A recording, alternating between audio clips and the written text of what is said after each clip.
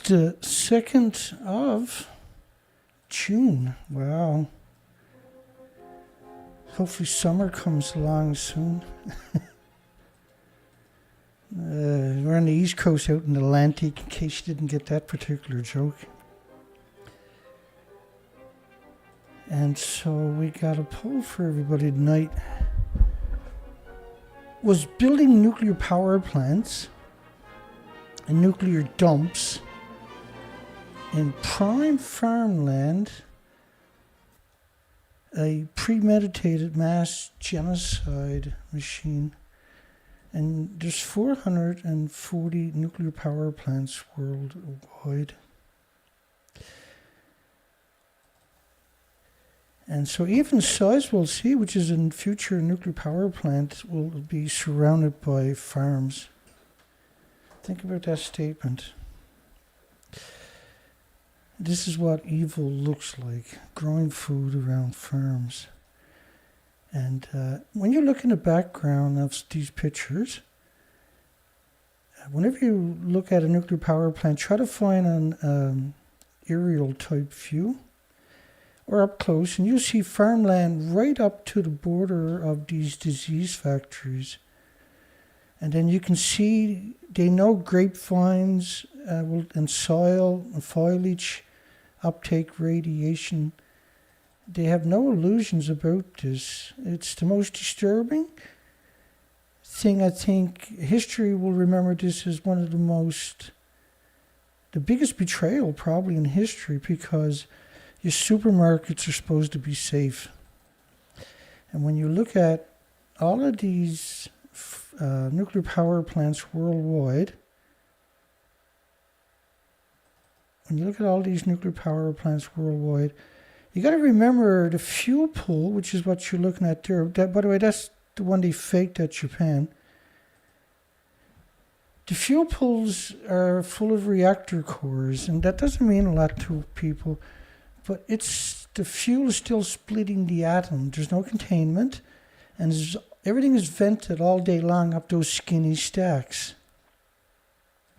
So that fuel pool is supposed to be at the top of this building right there. That doesn't even exist. So if you think that they're not poisoning through your food, you might want to ask yourself, why are they faking the fuel pool at reactor 4 and reactor 3 and now reactor 2 and reactor 1? Why are they faking that? Because of the radiation. It's incredible betrayal. This has been going on for 70 plus years. And you need to stop this. You need to understand that this is as dangerous as it gets. Eating this food is guaranteed to make you sick in the future, and your children, and your parents, and your friends, and your families, and your pets, and your loved ones, and everything you covet, and your future is being destroyed by this insidious, sadistic death cult known as the nuclear industry. They know that the plants will suck up the radiation. They have no illusions about this. They don't build these facilities in nuclear plants or farmland over and over and over again by accident. We are the only site on the planet to ever ask the question of what the frig are they doing. So when I show you these studies, if you're still in denial, then you need to reevaluate. You need to appreciate that you might not agree with the things I say because you can't wrap your mind around it, is the reason why you won't agree with it. I'll provide you with the documentation.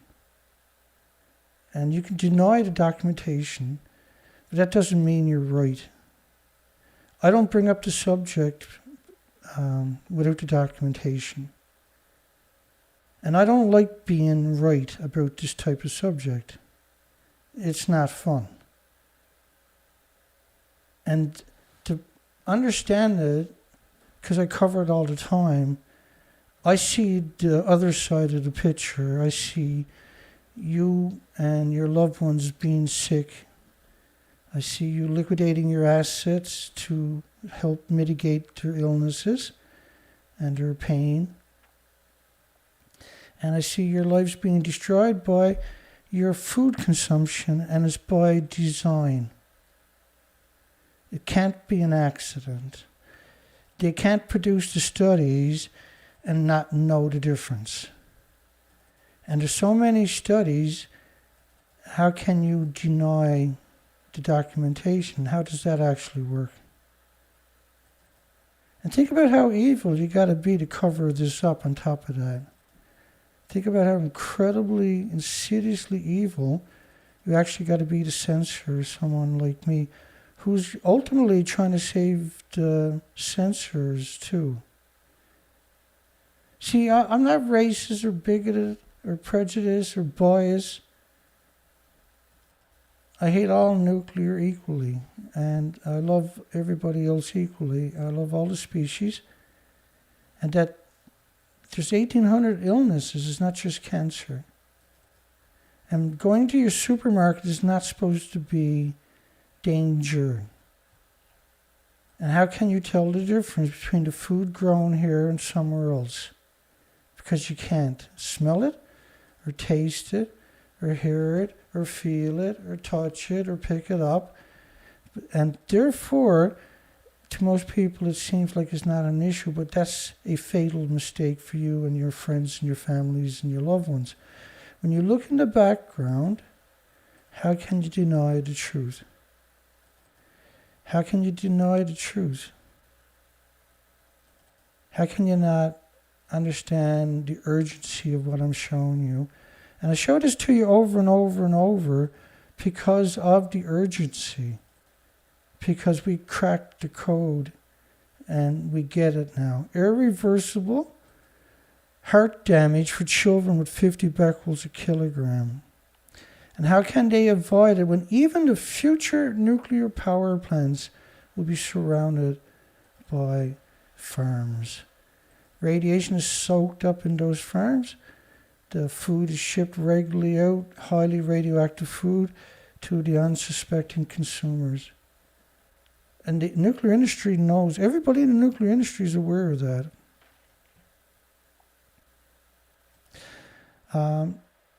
I have t-shirts at my merchandise shop to help start the conversation, hopefully.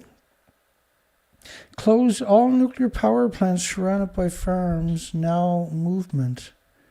People need to start up their own movements about this. There needs to be a mass awakening. And there needs to be mass arrest and mass accountability. There needs to be, all the way from the engineers who built it there to the prolific universities that have promoted it, the IAEA, the people who allowed it to happen, should be arrested and prosecuted for crimes against humanity. And you get the phone cases for all kinds of iPhones, got you covered. You can get hats and different colors, of course, and mugs. And you can get sweatpants to have start a conversation. Make your own. But have that conversation. This is what evil looks like. That's a fact. They're doing it on purpose. They're poisoning you and your friends and your family with glee. They like it. They're proud of themselves.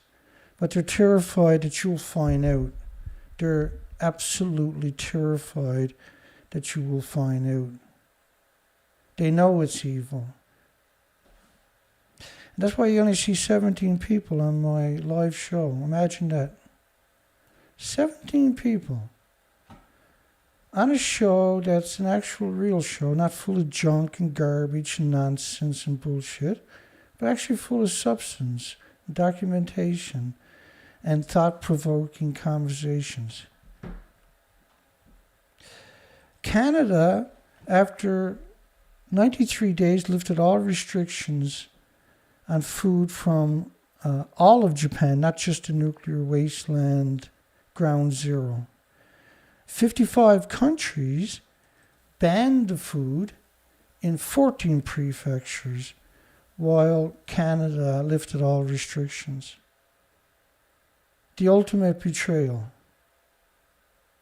Because no other country would take it. Where did you ship the most radioactive food? Well, there's only one place you could ship it. It was Canada. By the way, the Canadian industry, this is a story we might get to, well, we will get to. They're going to talk about a lot of different facets of nuclear. They said the safe drinking level of tritium, measured in becquerels, or disintegrations per minute, varies widely by countries and jurisdictions. In the United States, it stands at 740 becquerels per liter. California recommended 15. The European Union allows up to 100 becquerels. It's because of Chernobyl fallout. In Canada, after spills from a nuclear reactor accident that was covered up on Lake Ontario, the country's Atomic Energy Control Board set a new safe level, which is not safe, of tritium, not acknowledged in the other isotopes, in drinking water at a whopping 40,000 becquerels per liter.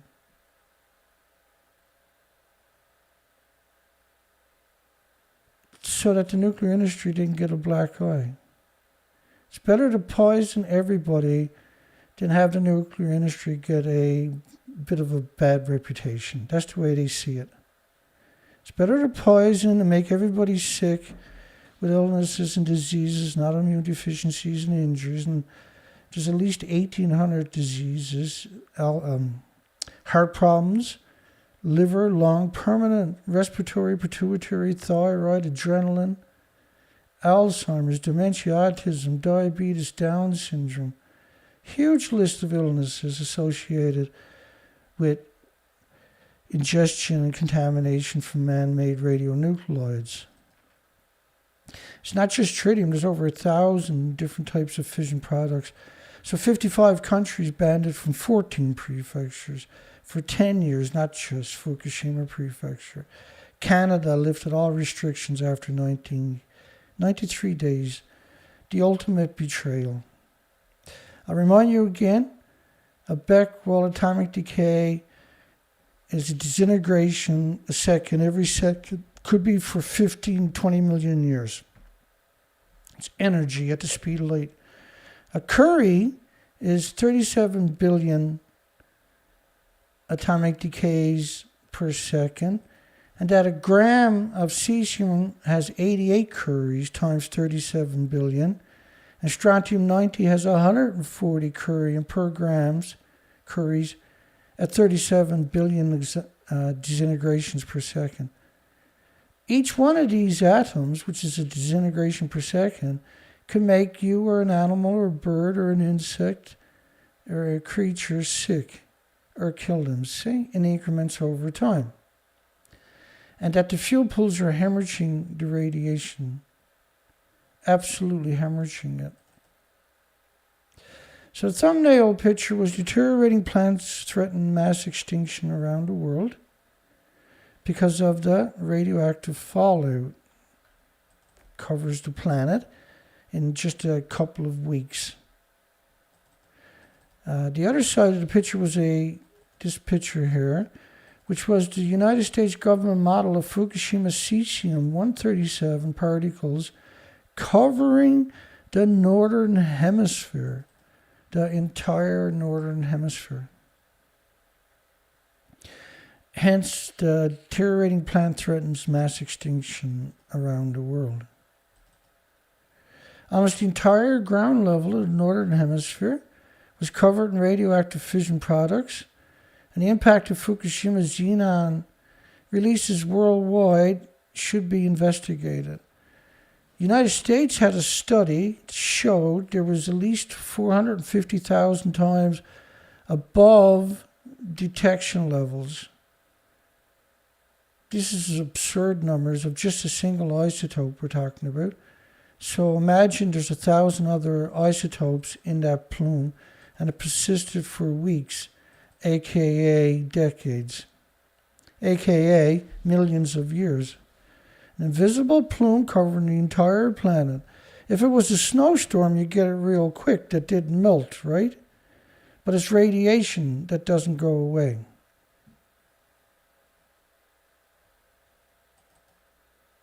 And there's about 1,000 kinds of fission products, not just the xenon-133. Another study shown sulfur at 1,500. Now, the radioactive sulfur peroxide hydrogen buckyballs is a particularly nasty isotope. I got to tighten that up. It burns a hole through your lung and sequesters in your bones. Or the animals or insects or mammals or birds. So think about 16,000 workers have quit.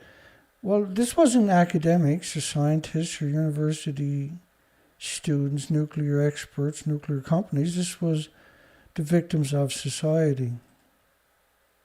A 200-year wait faced at Fukushima. Pregnant women get a free new home if they move back to Fukushima. Pregnant women. So this is how evil the industry actually is. Pregnant women get a free new home if they move back to a nuclear wasteland. A nuclear engineer. I agree that Fukushima can be an extinction event.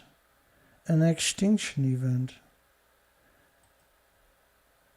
Not just for Fukushima, but worldwide.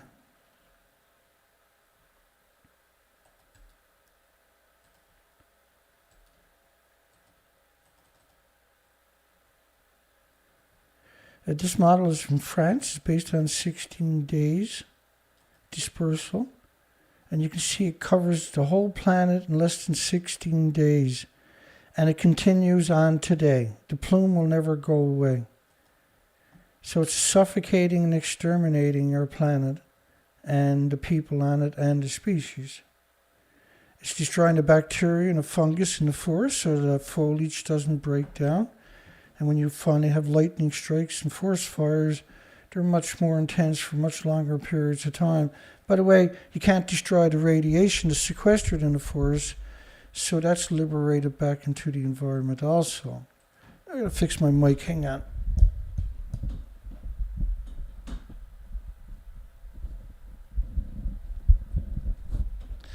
I can't get it tighter than that.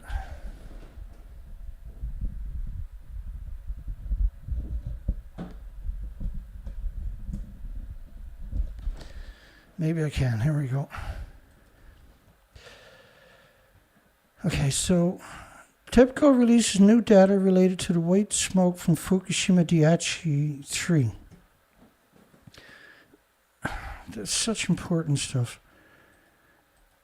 TEPCO sent out their messengers to gather as many workers as possible.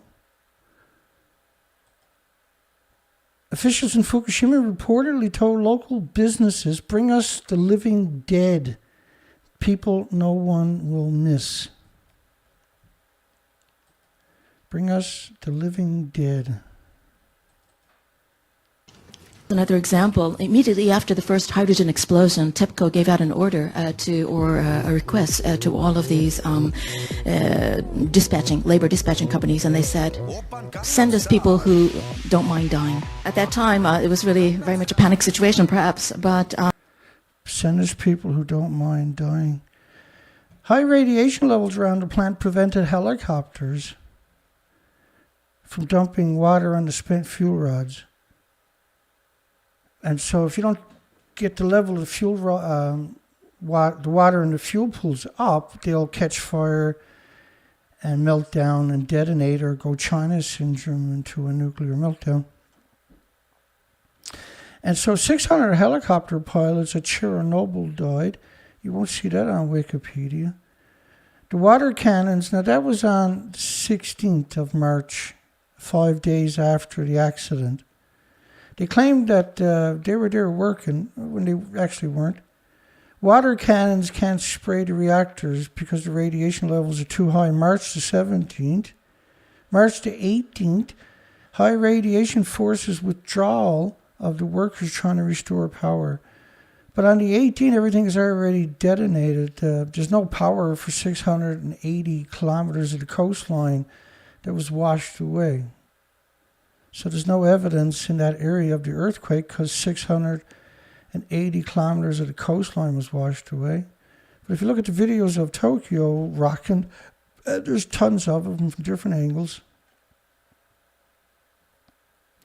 So the vapors they're talking about for reactor 3.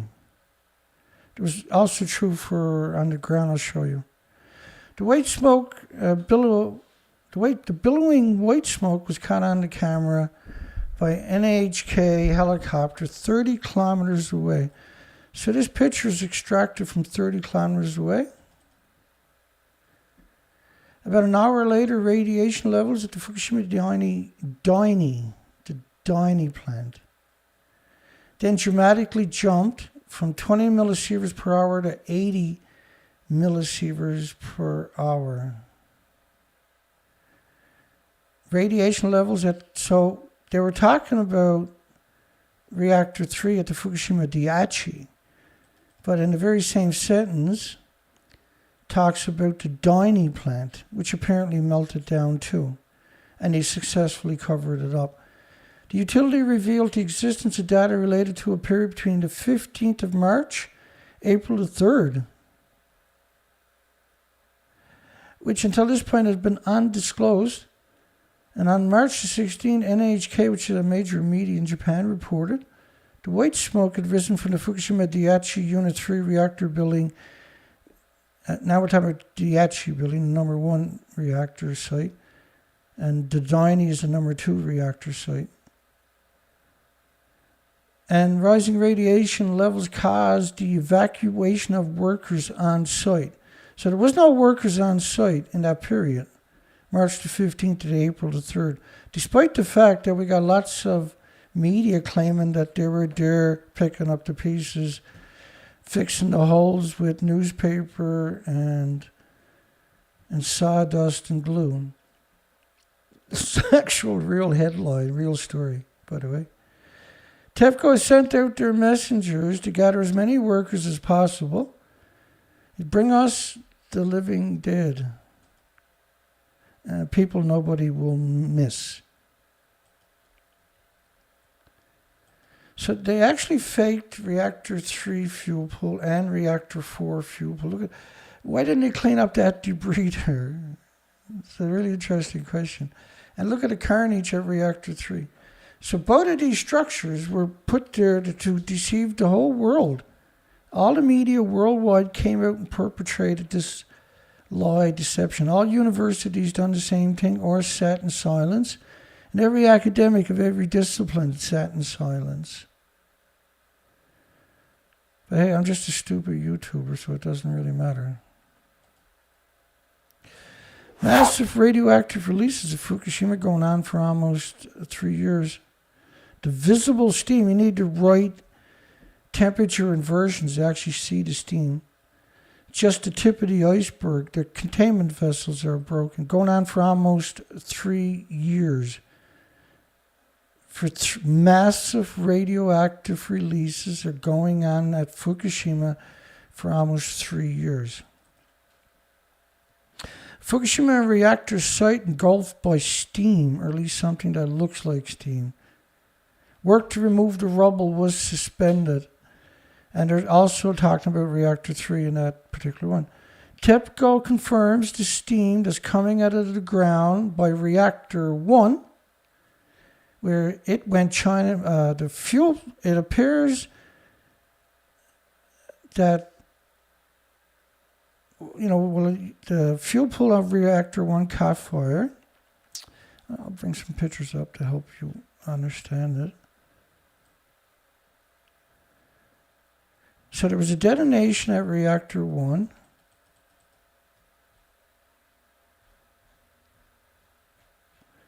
And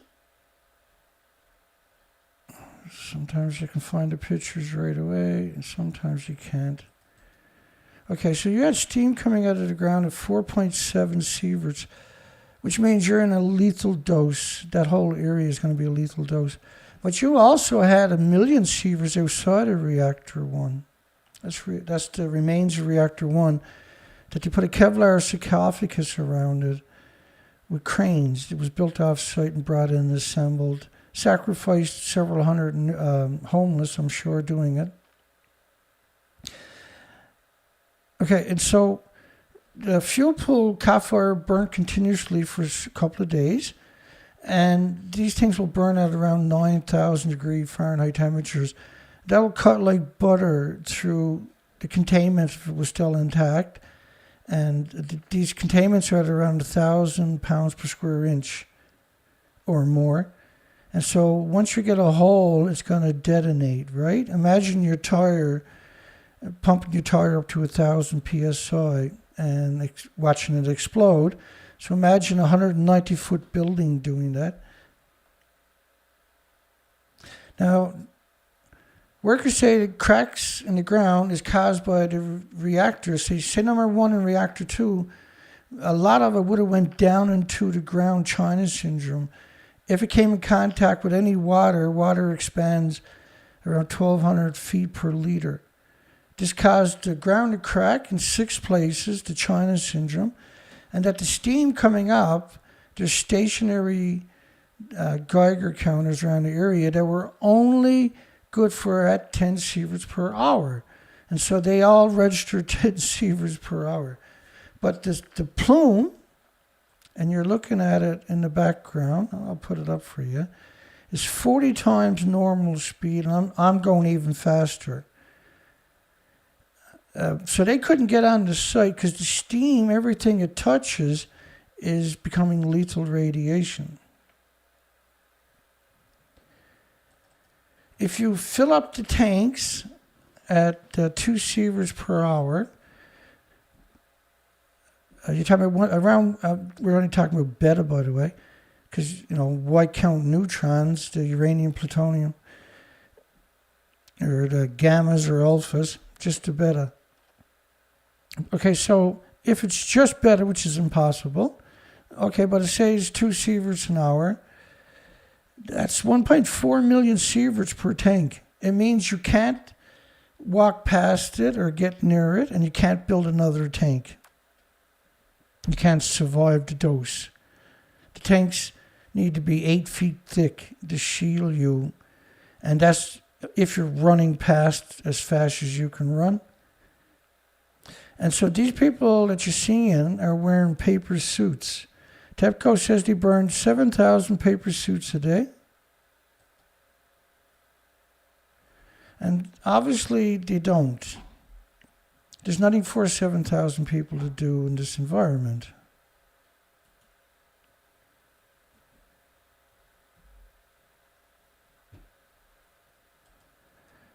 So think about this headline here. It's trying to make a geezer, which is a derogatory term for older people like myself. It's time to make a geezer suicide squad. Official 311 notebook, concerned half of Japan to be covered in nuclear waste. 60 and older should be prepared to die at the Fukushima plant. 60 and older should be prepared to die. Homeless people are being sold to companies and put to work at Fukushima. And this is Forbes, even Forbes, which is a disgusting, despicable, pro-nuclear, degenerate scumbag, said it was outrageous. And I mean, Forbes is despicable, but even they acknowledge it's outrageous.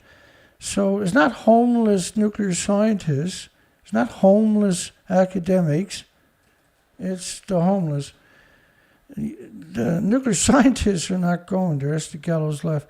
UN officials astounded that the homeless are taken to work at Fukushima. They end up in debt after food and housing. So this is just slavery on a whole different scale. Destroy their health in just a matter of days or weeks.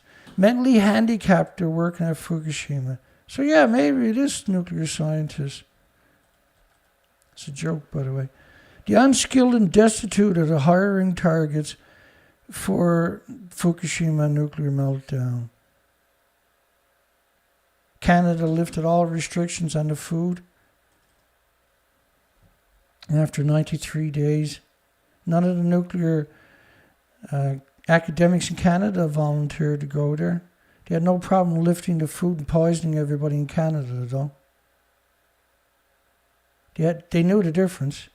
Top Tokyo doctor dealing with nuclear workers demand the government step in at Fukushima plant.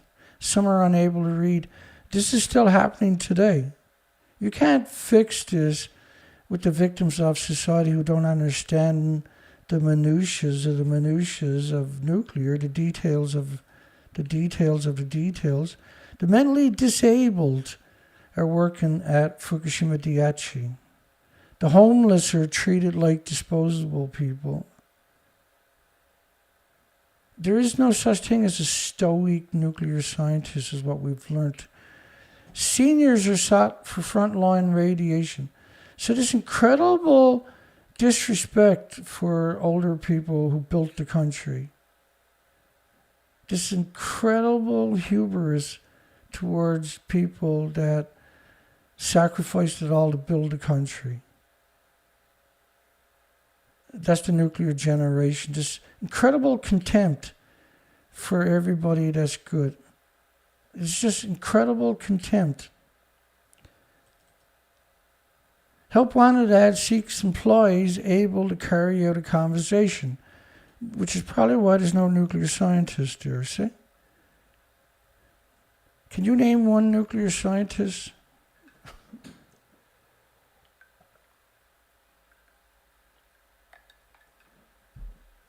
That's likable. Some people are not being given food. So imagine nuclear scientists, we're not being given food. Then the world would pay attention. But nuclear scientists will never be in that position. See, they're the ones who said, let's get the homeless in there. Every time I have a poll asking, should nuclear scientists work at Fukushima nuclear meltdown, I get a whole bunch of no votes, which is the industry. The industry is so self-centered, they actually follow my stuff. TEPCO raises the safe radiation exposure, and TEPCO is not an authority, they're a corporation. They don't have the authority to raise those limits. 500 times the original level, from 180 counts per minute, and you can see I got 190 counts per minute, to 100,000 counts per minute, often reported as 2.5-fold increase. Fukushima worker, I wanted to escape from the nuclear plant but feared they might hurt me. Workers are tricked to being on the front lines of Fukushima. You can't escape, they keep you in a shed. You're brainwashed, and after a few days, they throw you away because you got a brutal dose. Co-workers, the bosses are tempered. They use violence. So deteriorating plant threatens mass extinction. It is not a game. You have Plume models showing huge numbers. You have studies showing huge numbers. Credible numbers. You have another study showing incredible numbers sequestered in the humans. You have the models showing the plumes. You have the studies showing they showed up.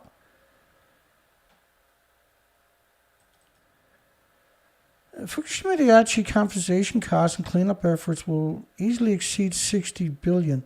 So this is a 2012 story. $60 billion. They spent more of that on just picking up one-ton bags. Links have been made between the deaths of the evacuees and the nuclear disaster. Well, you're evacuating because of the radioactive plume. If you go listen to Harvard University's original presentation after Fukushima, they say the plumes were at around 10 sieverts per hour. These are lethal plume doses.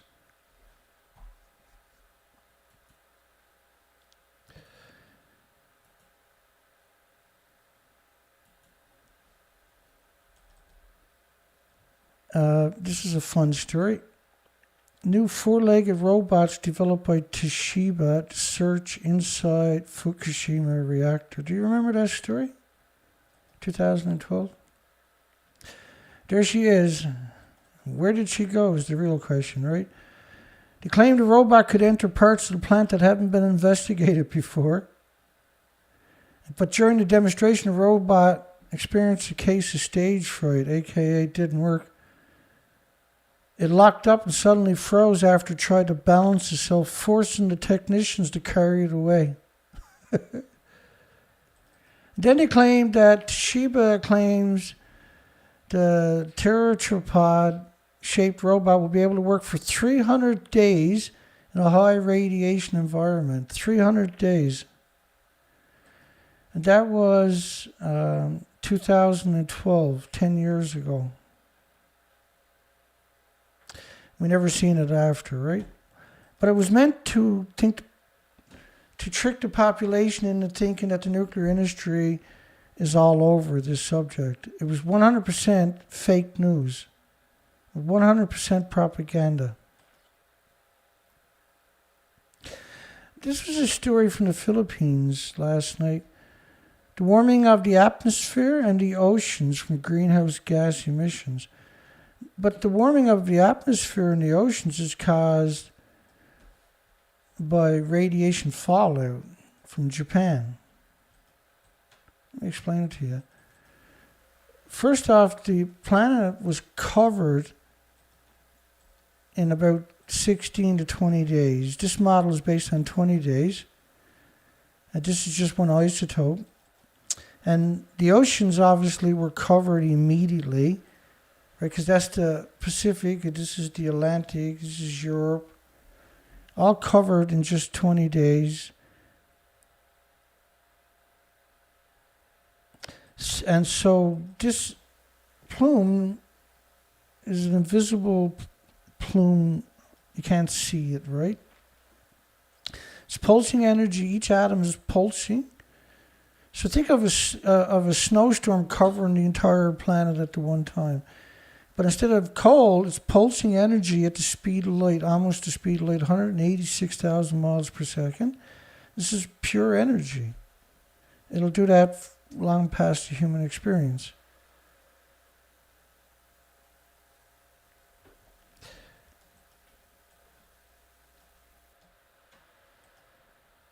It's important for the incoming administration, they say in the Philippines, to think of ways to mitigate its impact. And because they're sucked in by United Nations, the enemy of all of humanity, United Nations. And coal, just move your coal plants out of your communities. They put them in your communities to make you sick, to demonizing it, so that you would promote nuclear. This is, the way they think is 100 years ahead. And so this has been a well thought out plan. The reopening of the mothballed Batin nuclear power plant, which was finished at the same time as Chernobyl happened, and they closed it. They didn't fuel it, they closed it because of Chernobyl. And it's sat there ever since. Now they're going to try to fire it back up.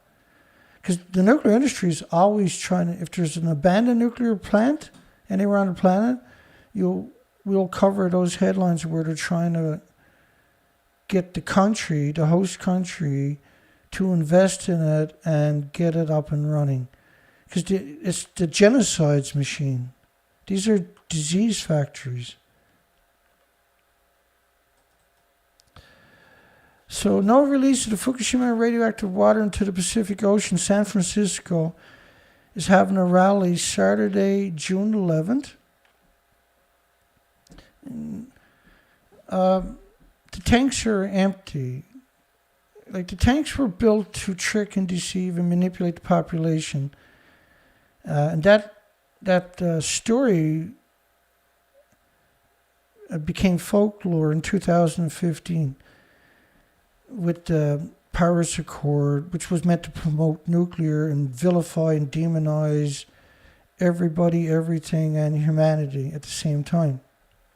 And blame you for the carbon, blame you for so-called global warming is caused by radiation fallout. Yeah, that's when I was on the Jeff Lynch radio show on Tuesday. And there's a uranium whore right there who doesn't know any better. Southern Company says it's back on track for its nuclear plant. Southern Company, the Vogue nuclear power plant. They claim nuclear power is a clean energy source. Of course, this is a ludicrous assertion. It's boiling 1 million gallons a minute, for goodness sakes.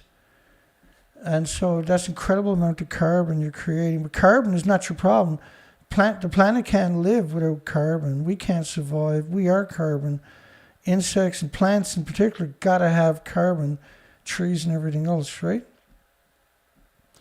To call it a clean energy source is they do it everywhere you go. They have to put out these connotations. The media that publishes this didn't write the article.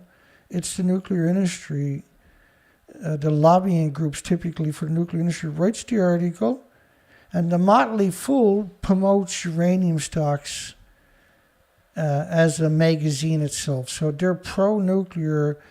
They're not going to belittle nuclear.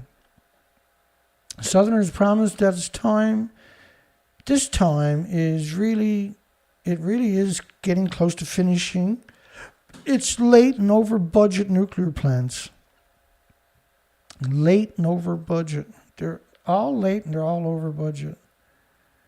Southern Company is generally a boring utility known for paying a reliable dividend. These places should never be on the stock market. In fact, for 75 consecutive years, the dividend has either been increased or held steady. And that's an impressive record. But the company's record on its Vogtle nuclear power project isn't nearly as good. This quarter, management is confident that it really has the project on track. And here's the news plan to get these nuclear plants up and running.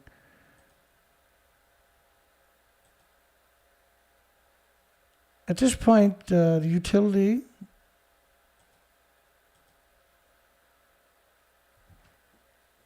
I skipped it today.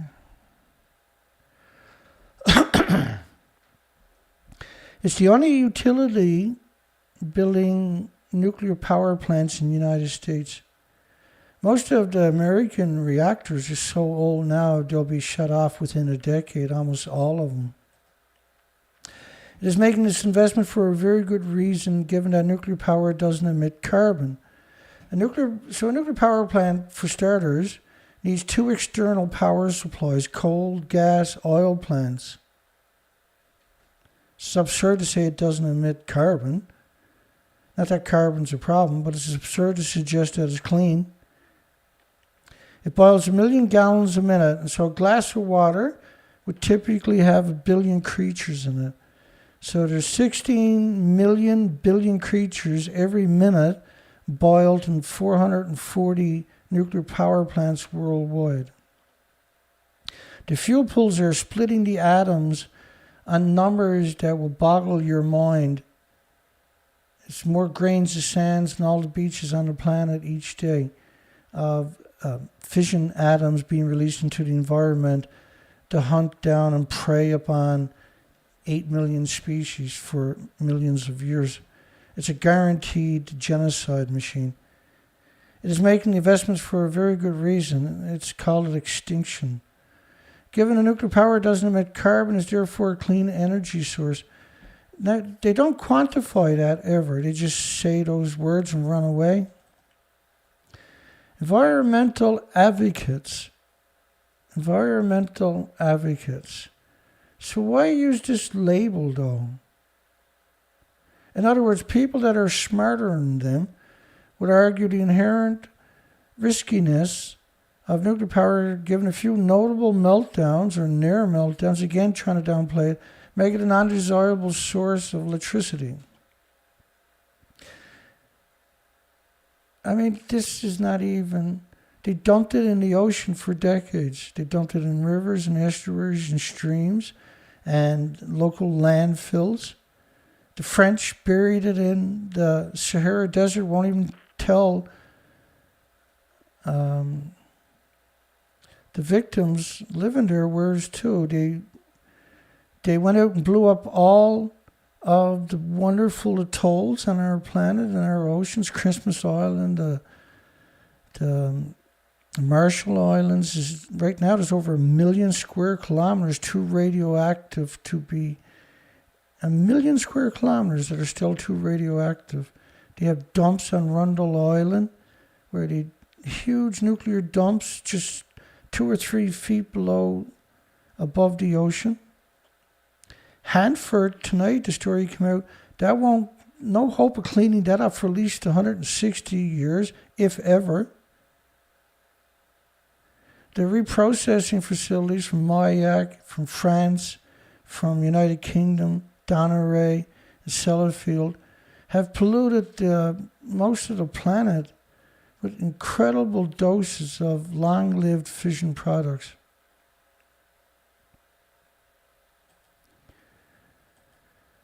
Three Mile Island didn't cascade into a major catastrophe. Well, actually it did. There was over 2 million people got a serious dose. They hid it away and claimed it was equal to watching colored television for an extra year. This is a ludicrous comparison. You can't conflate man-made anthropogenic, radiation with color television. It's impossible. Color television back then was brutal on top of that. Don't get me wrong. But you turn the TV on, you turn it off. Radiation goes in your body and pulses energy every second. Your body attacks the white blood cells for the rest of your life. It compromises yours or the animals or insects or birds or mammals or humans' immune system. It makes them more susceptible to pathogens and viruses that were normally harmless and innocuous and benign. Chernobyl involved material human errors.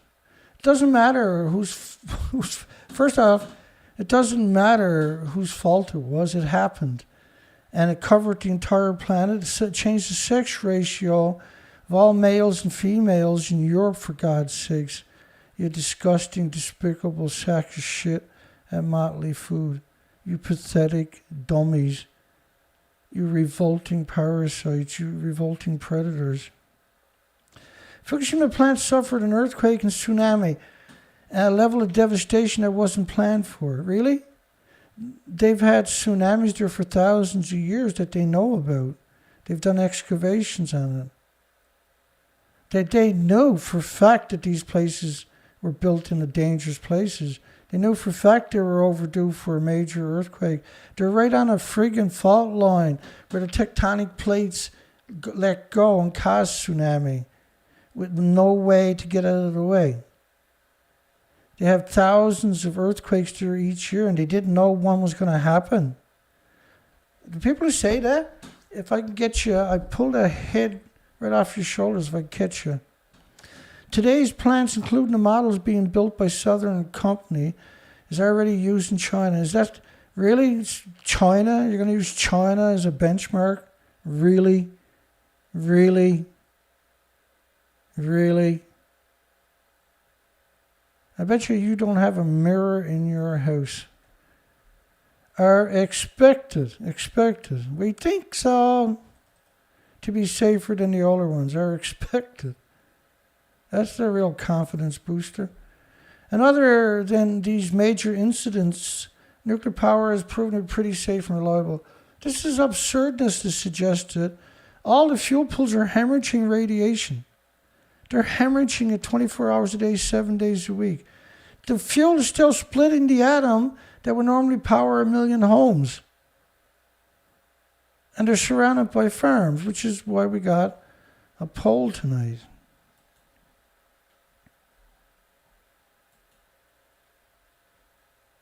Somewhere. Was building nuclear power plants and nuclear dumps and farmland a premeditated mass genocide machine? Yes, of course it was. We got 34 votes, and they all agree that this thing is a genocide machine. Gas, oil, and coal don't make emissions that covers the entire planet, and the continuous plumes pulsing energy for millions of years. It's that simple. The only thing that has those attributes is nuclear. And other than these major incidents, nuclear power has proven to be pretty safe and reliable. When all fuel pools are hemorrhaging radiation 24 hours a day, you dumped it in the oceans for decades. Just drove around throwing it over the side of the boat. Every nuclear power plant is just hemorrhaging radiation into the oceans on top of that. Up the stacks on top of that. Every time you change the fuel, you're hemorrhaging radiation. You bring in 1,000 outside workers. The list is so long, and we're pretty good at it now, but the list is so long of so many ways that it pollutes the environment. This is why they took over the universities and the medias in increments over the last 70, 80 years. This is why the group, this betrayal known as the International Atomic Energy Agency, this puppet of United Nations, 195 militaries, really you're going to put your fate in a mass genocide machine that disguises itself as an energy authority? Reliable baseload power.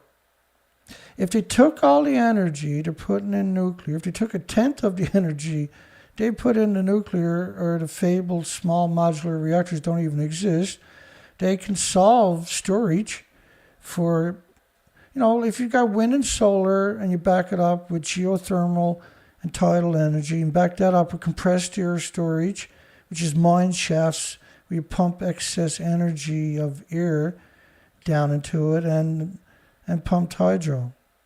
So compressed air storage is, you can get air anywhere, see? Reliable baseload power. Collectively known as the Vogt plant, it allowed a company to provide cleaner electricity and balance the inherent volatility of the renewable clean power sources like solar and wind. Well, solar and wind, if you back it up with geothermal tidal energy and pumped hydro and compressed air storage, you don't need gas, oil, coal, or a scumbag degenerate nuclear power plant, do you? And that the Vogel plant has been going poorly for years includes the original contractors filing for bankruptcy. American scholar, the bomb next door. Now, they bring up the degenerate scumbags from Woods Hole Oceanographic Institute in this. I'll skip past that part. They're the same scumbags that dragged me into court, right, and set me up. 80 years into the atomic age, U.S. nuclear power reactors produce several million tons of radioactive waste, and we still have no idea of how to dispose of it. In March 1979, the core of the Unit 2 reactor at Pennsylvania's 3 Mile Island nuclear power plant melted down and spewed up to 22 million curies into the atmosphere, which is enough to relieve the pressure on the reactor's containment buildings and keep it from exploding. So 22 million curies. So say there's 85 curies in a gram.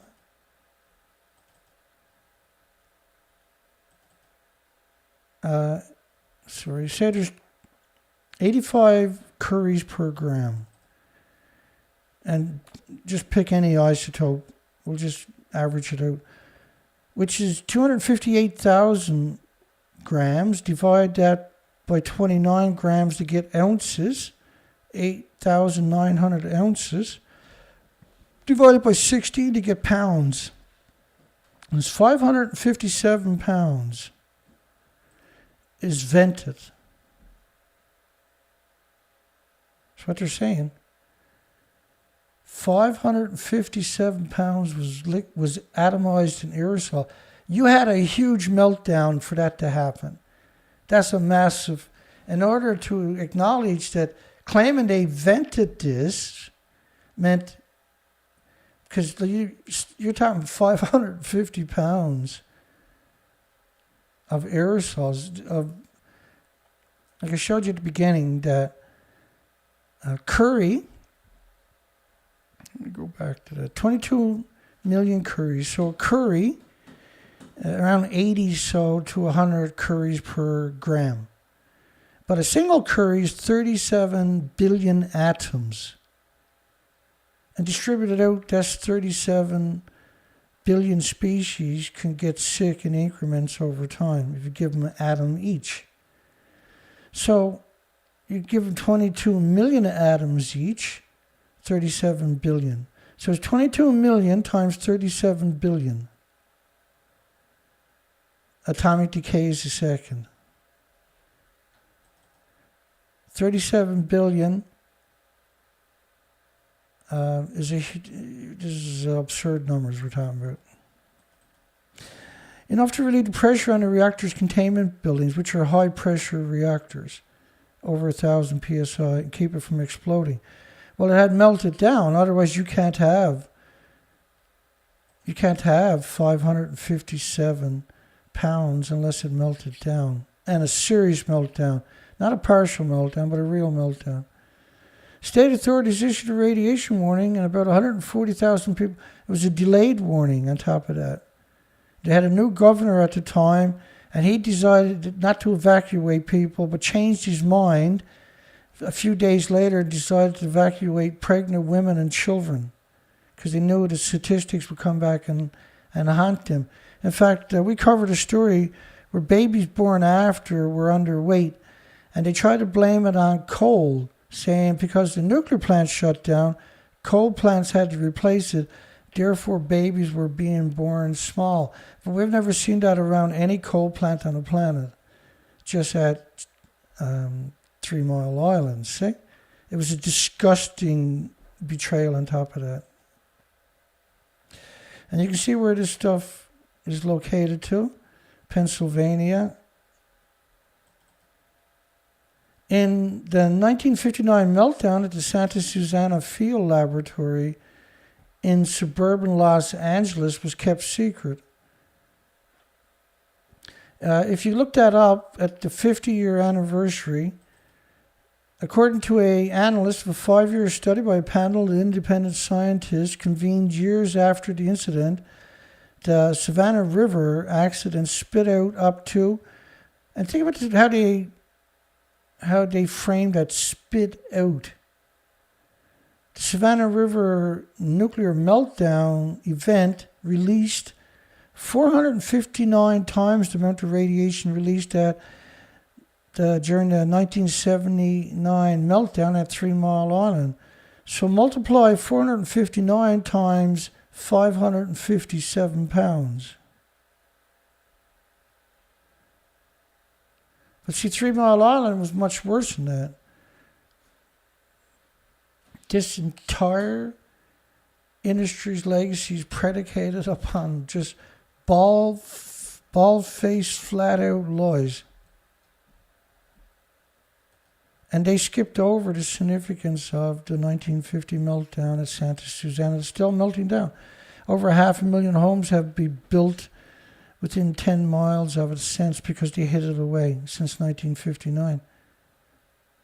At the time, the United States had 140 operating reactors with another 120 under construction. And the incidences at 3 Mile Island demonstrated dangers inherited in splitting the atom. Even for non-military purpose, marked a turning point in Americans' thinking about nuclear energy. Construction was halted, new contracts disappeared, underperforming reactors were shut down.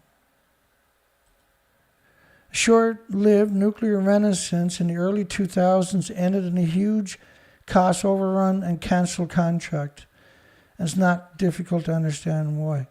Reactors continue to fail about once every decade with an increasing severity.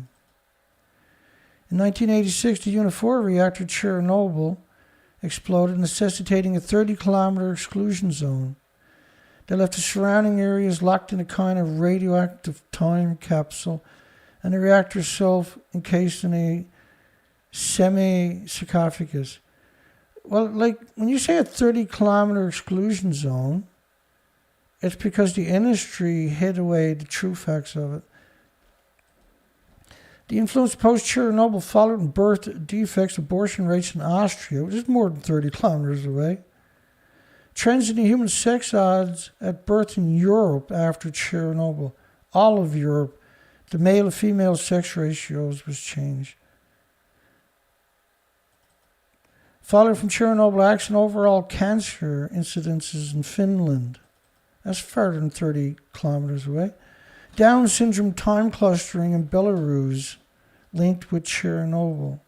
Chernobyl followed prenatal mortality in United Kingdom. They closed 9,400 farms in Ireland, Scotland, and United Kingdom because of Chernobyl fallout. Around 400 are still closed today. In other words, they should have evacuated permanently Scotland, United Kingdom, and England.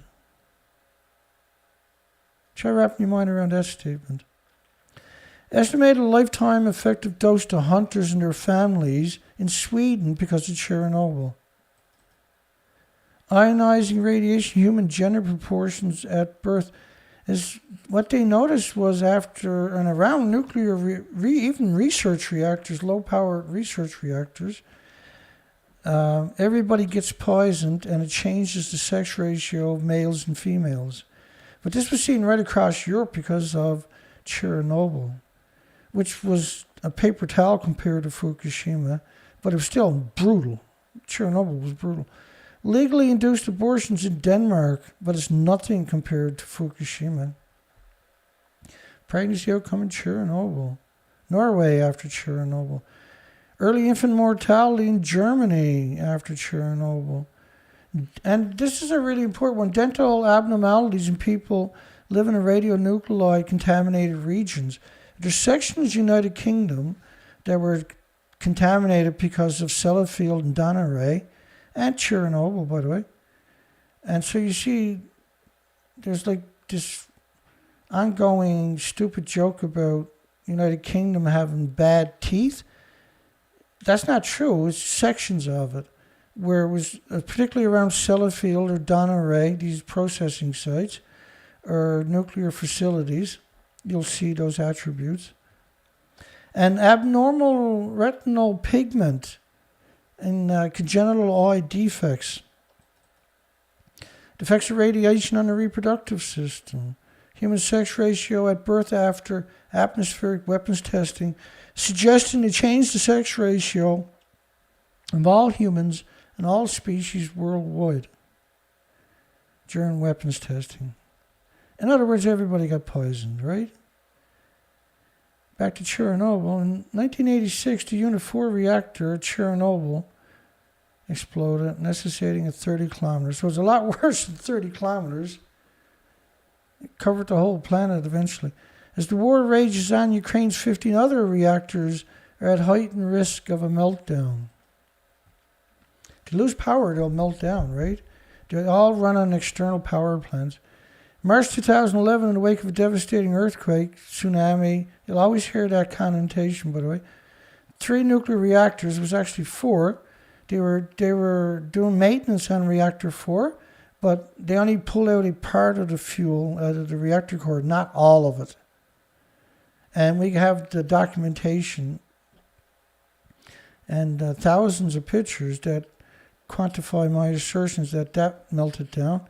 And all the fuel pools at the top were stored at the top of the buildings, were completely destroyed and atomized and aerosoled and released into the environment. And what wasn't went China syndrome, where they consume steel and rebar and rocks and water, and they atomize and aerosol, ionize and radiate it and release it as invisible or visible plumes.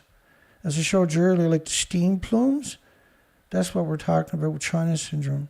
And it can go on for tens of thousands of years. Radiation from the plant continues to flow into the sea.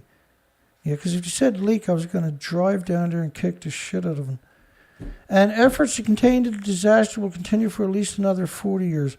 40,000 years, you mean? Splitting atoms to boil water was never a good idea.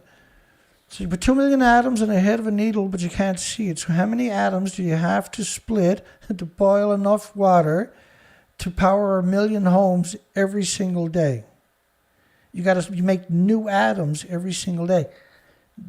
Those atoms don't disappear. They don't go away, ever. They're all vented into your environment. That's why they're surrounded by farms. That's why we have a poll tonight. Was building nuclear power plants, nuclear dumps and farmland a premeditated mass genocide machine? And of course, there's only one answer to that, is yes. And it should be a terrifyingly yes. The next decade, the states will begin shutting down about 100 nuclear power plants and reach the end of their useful lives. Mainly built in the 70s, these reactors are filled with spent fuel. 100,000 tons of radioactive waste. The fuel pools are plugged, are stuffed with, because you don't have a repository to put it anywhere, see? And this is why Fukushima was so incredibly bad for every species on our planet. Altogether, we must dispose of several million tons of nuclear waste, primary fuel rods loaded with uranium pellets, and also reactor vessels, entire buildings that have become radioactive from the neutron, X-rays, and gamma shines from 4 decades.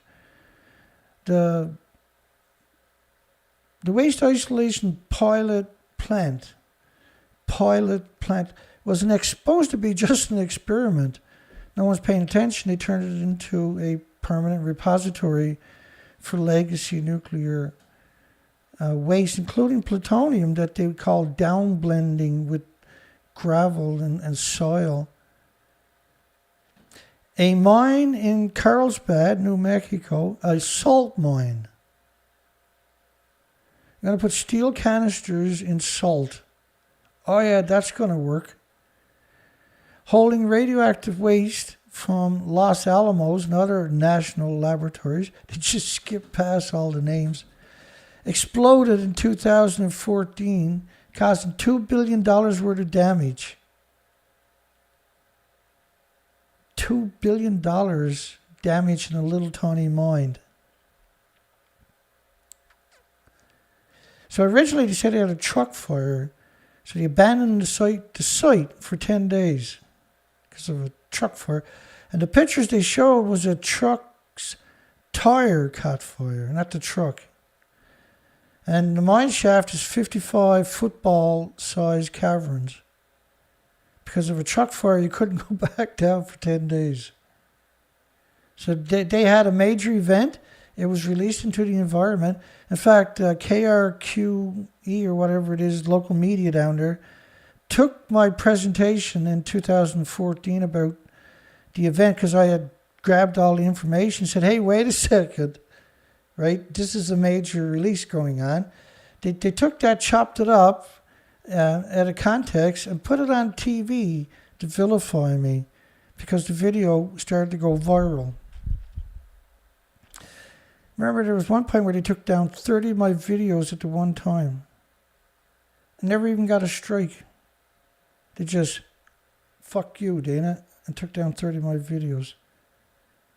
Which is over a month of hard work, by the way.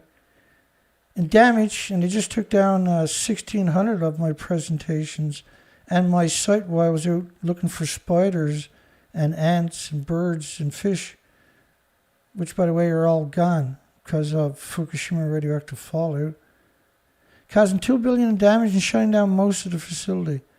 No, shut down all the facility. They had to dig new holes. For now, waste from the country's shuttered nuclear power plant is being packed into metal cans and lined up like oversized bowling pins right next to the disease factories known as nuclear reactors. More than half of America's nuclear reactors are in farmland. Most of them are in farmland. They're bleeding cash. That's being pretty polite. Racking up losses approaching $3 billion a year because they got nowhere to store the fuel. Now, so Krishna Pal Singh, born in 1947 in India, was an engineer. And he lives in a $17 million dockside house in Jupiter, Florida, and owns and operates Holtec. Ukraine, where Holtec, by the way, is responsible for disposing of the waste from Chernobyl. Did you know Chernobyl is actually reprocessing nuclear fuel?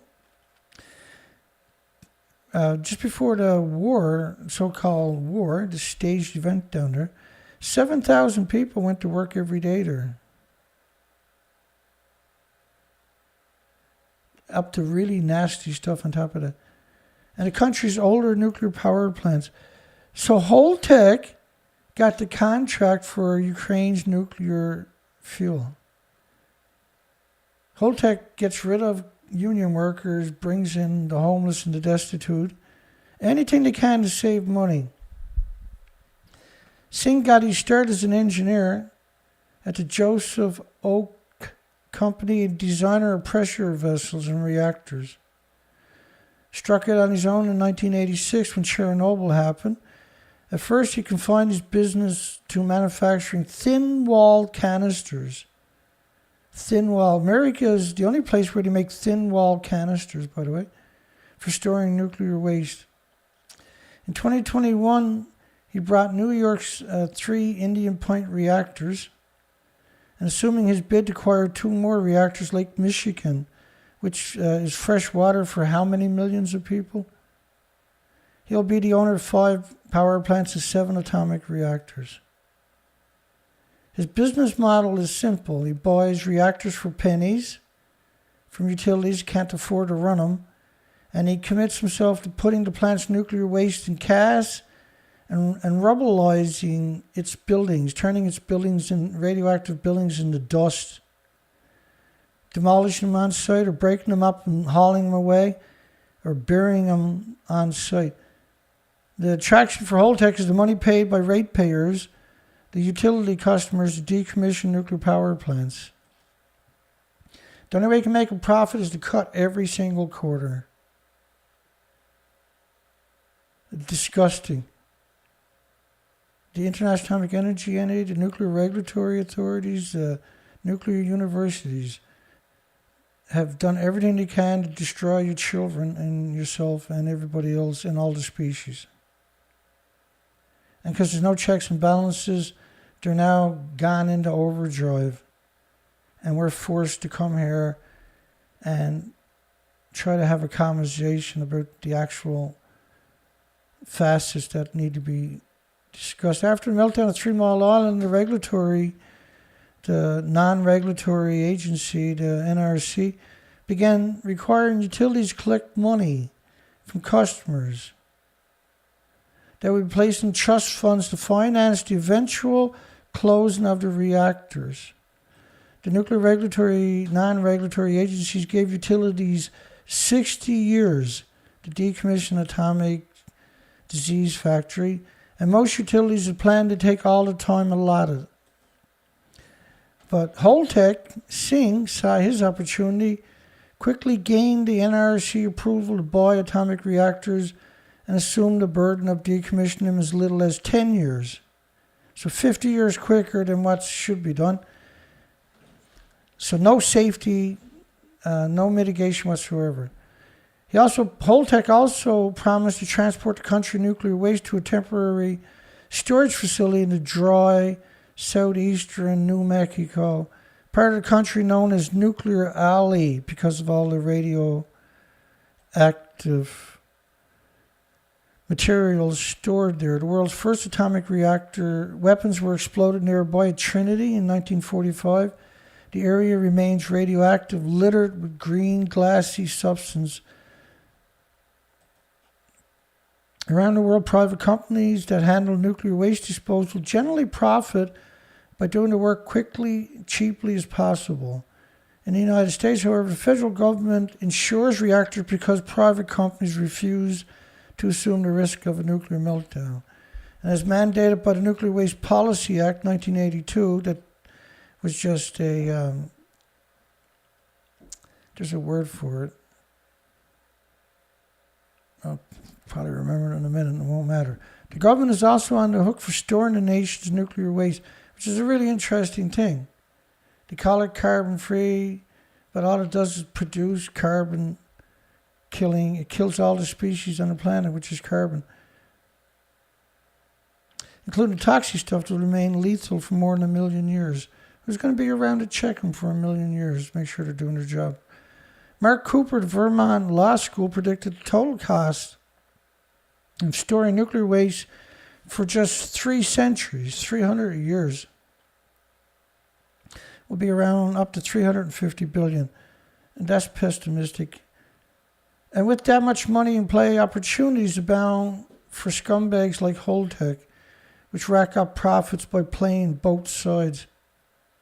It's the worst case scenario. Holtec is the worst case scenario. In 2002, a scumbag Holtec official, presumed to be Singh, was caught on tape arranging a $54,000 bribe to be paid to a nuclear plant official in Alabama. And minutes after the call, federal agents interviewed him in his office. No criminal charges resulted. In 2010, Holtec was barred from working for the Tennessee Valley Authority for 2 months. Whoopie-doo. And fined $2 million. Whoopie-doo. The largest penalty in the utilities history. Which is just, really? Despite taking over the biggest environmental cleanup in U.S. history, Holtec has never actually decommissioned a single nuclear reactor. And before it can, the company will need to follow through on plans to build a consolidated interim storage facility, another surface venting, planet-destroying,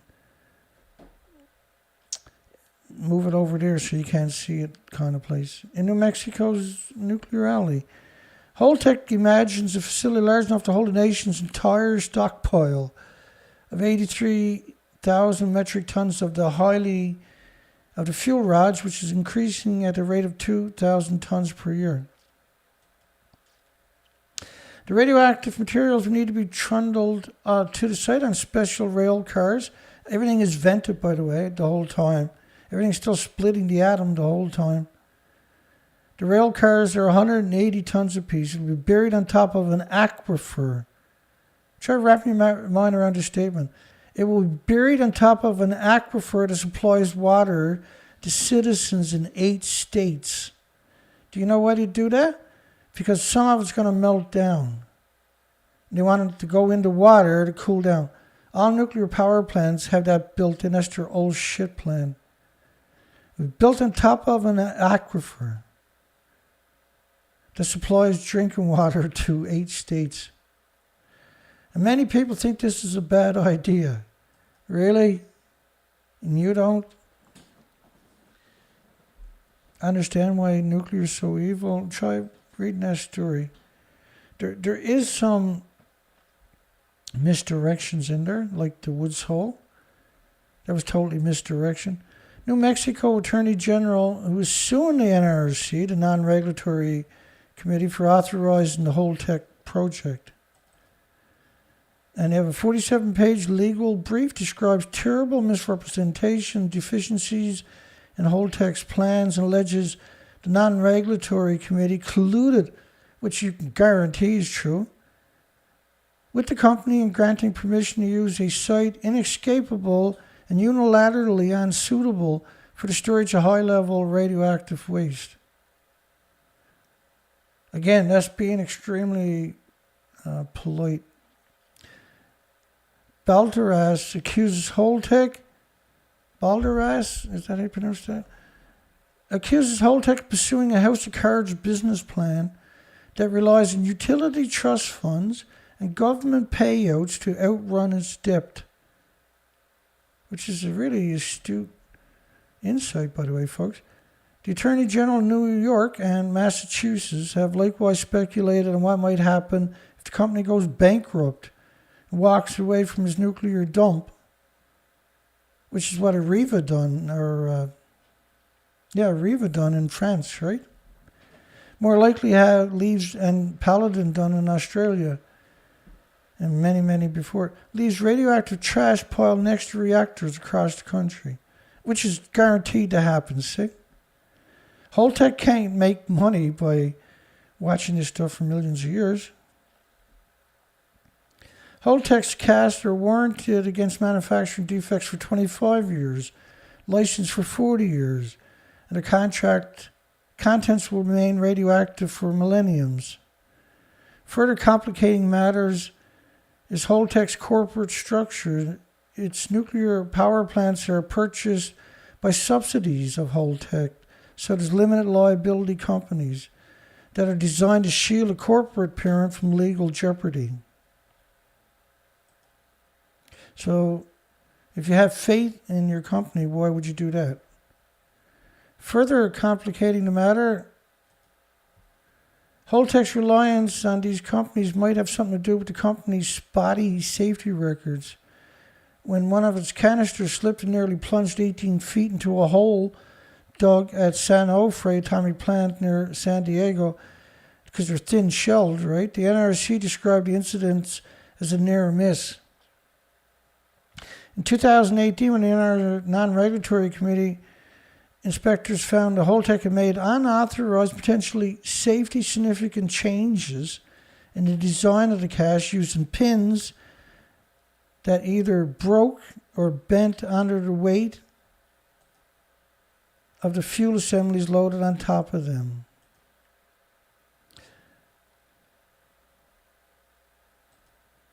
Singh, identifying himself as the company's chief technological officer and the president, the CEO, and the chairman of the board.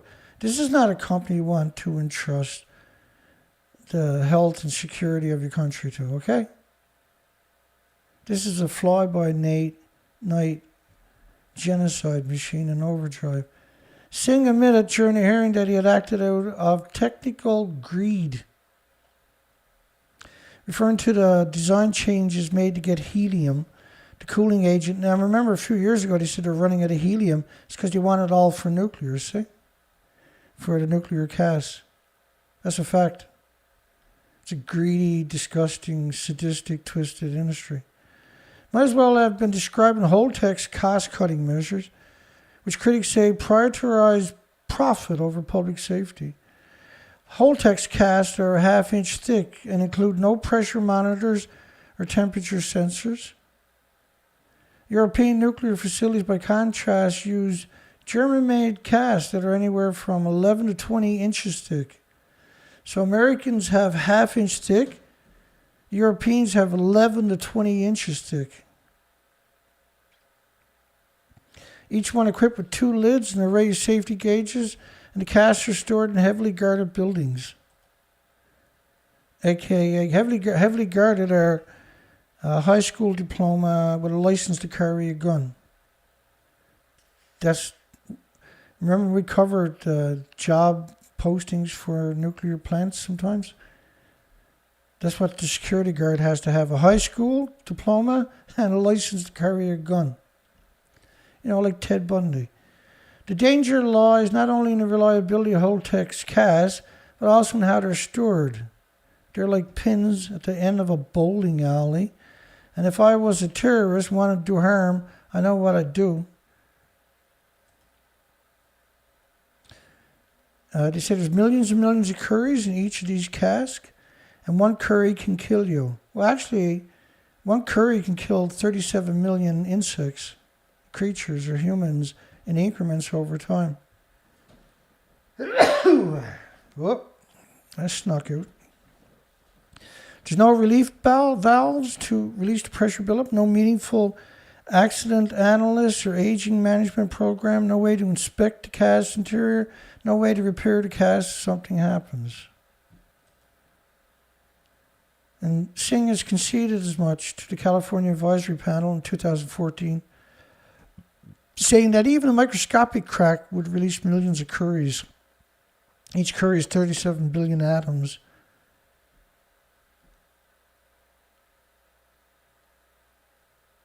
So add another 6 zeros onto that.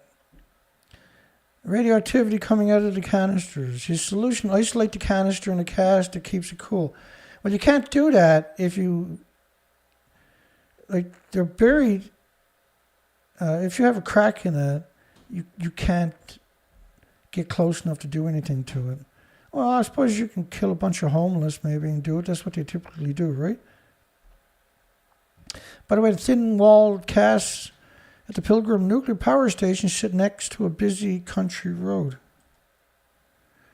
At Chernobyl, Holtec uses thicker double-walled cast buried in a deep forest enclave. The whole industry is just lunatics. Why should the people of Massachusetts rely on technology inferior to that used in Ukraine? When he posted the question to Joseph Delmar, Holtec's Senior Director of Government Affairs Communications, he said, our casts are certified by the non-regulatory committee, and this is a matter of climate preferences and what they prefer to use. These are revolting people, aren't they? They're completely disconnected from any facets of being a human. It's a complete disconnect. The Pilgrim Power Plant, built by the Boston Edison Utility Company in 1972, has long been, according to the non-regulatory committee, one of the worst-run nuclear reactors in the States. It opens with no filters and bad fuel, leaking radioactivity. There's no such thing as leaking radioactivity. It's hemorrhaging radioactivity. In 1982, 10 years later, the non-regulatory committee fined Boston Edison $500,000, which meant nothing to him, of course, for filing fake safety reports. Pilgrim temporarily closed again a year later. In 1986, it ceased operations for 3 years because of corroding pipes. It's because of the Wigner effect from the gamma shines, the X-rays, the neutron burst.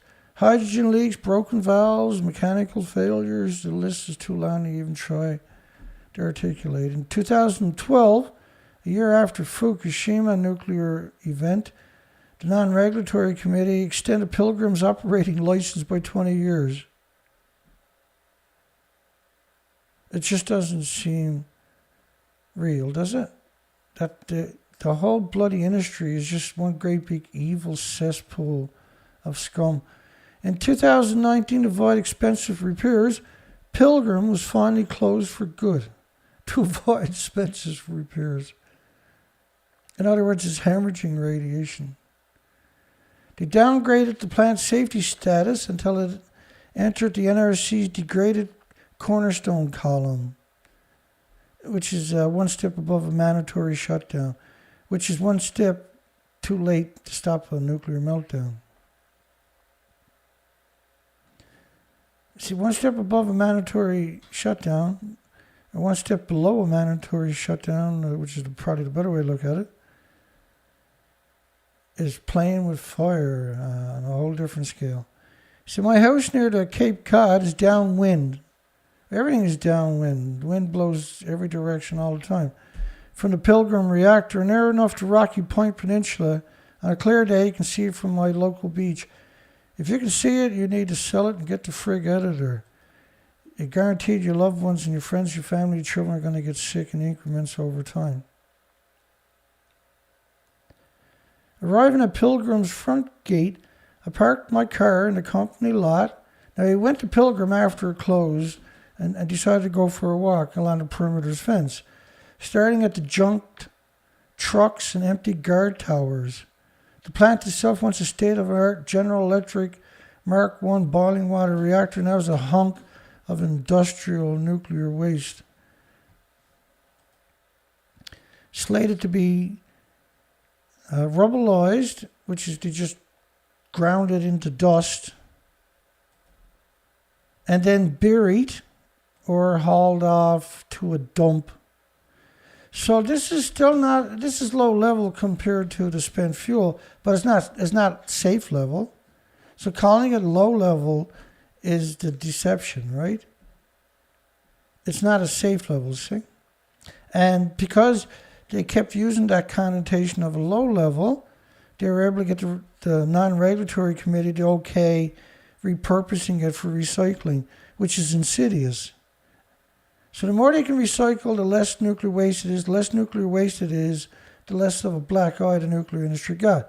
Nuclear industry will kill everything on the planet to protect its image. It already basically has, see? It's an evil, sadistic, horrific, murderous industry. In March, Holtec locked out 60, all of the Pilgrim skilled union workers so it could replace them with day workers.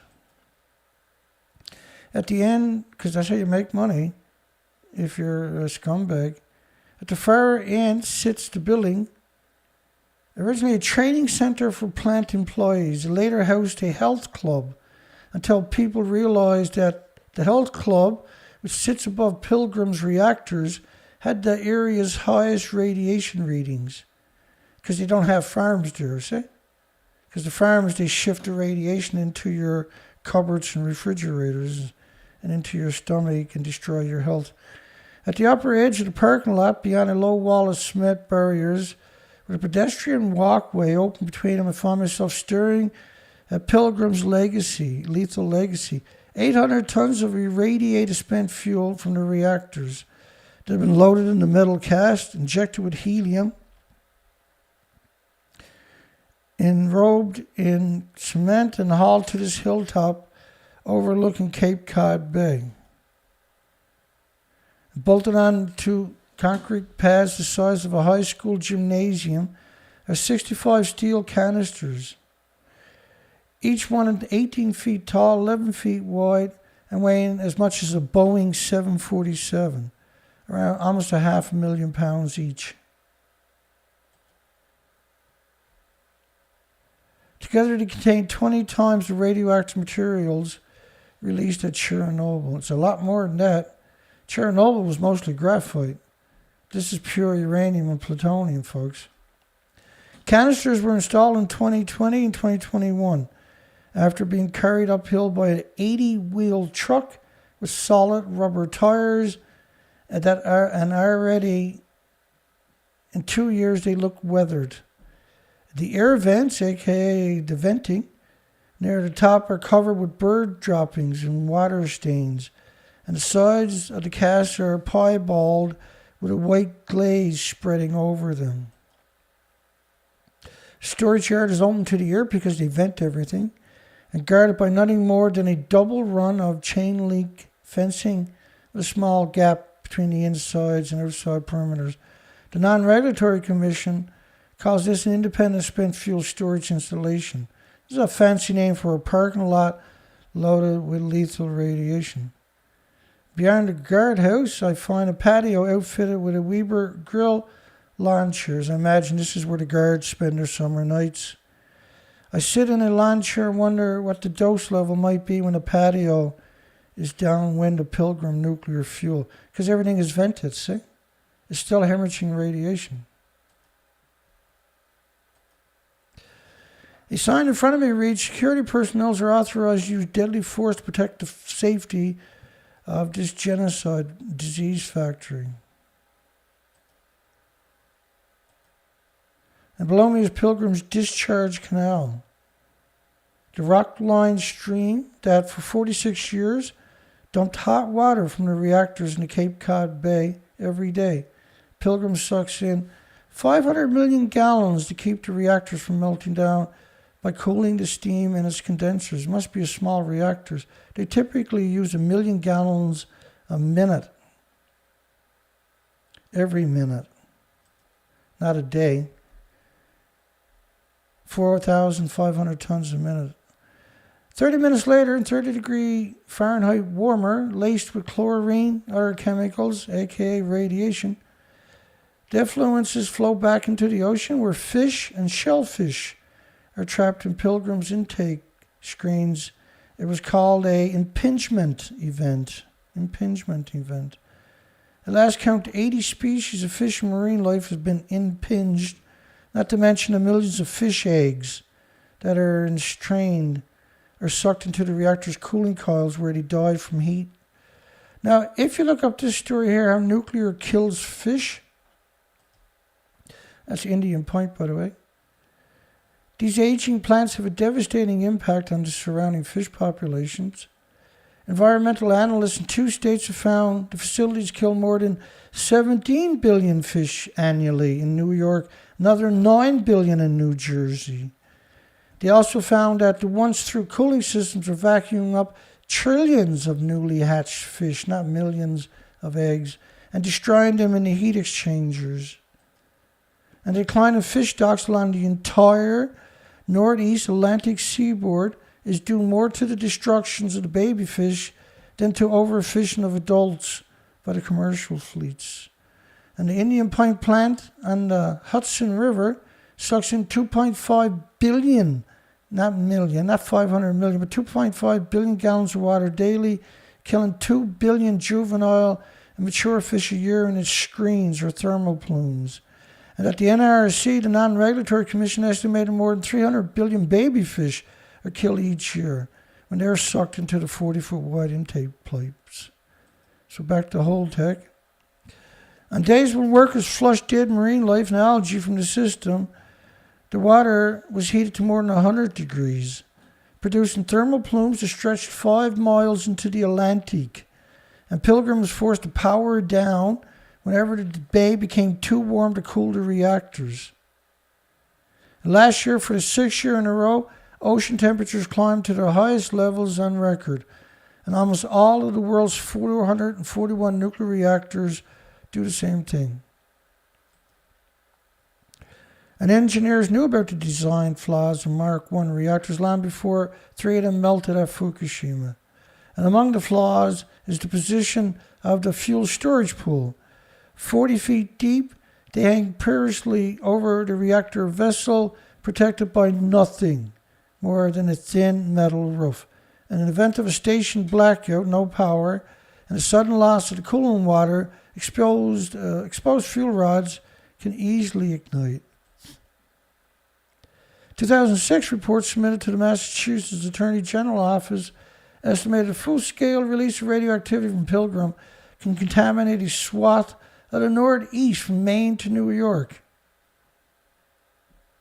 and causing almost 500 billion in damages and producing 24,000 latent cancers. 24,000. There's 1,800 illnesses, not just cancer.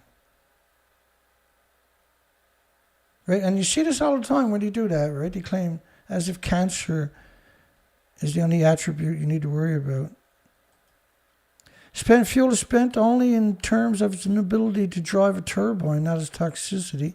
It is still loaded with uranium, still split in the atom, including plutonium and other bad actors from the bottom of the periodic tables. And that the fuel pool of Pilgrim held 4,114 assemblies. Each one had around 200 fuel rods, 5 times more than the pool was designed to hold. 5 times more than the fuel pool was designed to hold. Now, the typical rod is 18 pounds, which means you're talking about 822,000 pounds. Fukushima reactors were 720 tons each. So Pilgrim was a smaller reactor. So you're talking about 14,800,000 pounds in the fuel pools. 15 million pounds. The implications are terrifying. The pools in these old reactors were intended only as temporary way stations for fuel rods would be processed in breeder reactors, which is illegal, by the way, in America and Canada. The reactors run on plutonium that would eventually be able to produce more fuel than they use, because they catch the splitting of the atom, they catch the new atoms, they use centrifuges to separate the particles like the plutonium and fission products that they want. A lot of it's vented into the environment after. These are genocide machines. France, England, Japan experimented and failed spectacularly with reprocessing spent fuel. Every year, the French factory at La Hague dumps more than 60 million gallons of radioactive waste into the English Channel. They have 500 security guards at La Hague in France, and we covered this a lot, that the studies show they contaminate the entire Atlantic and the Arctic. And it's not just from what they dump in the ocean, it's vented into the atmosphere all the time there. And it's surrounded by farms, by the way.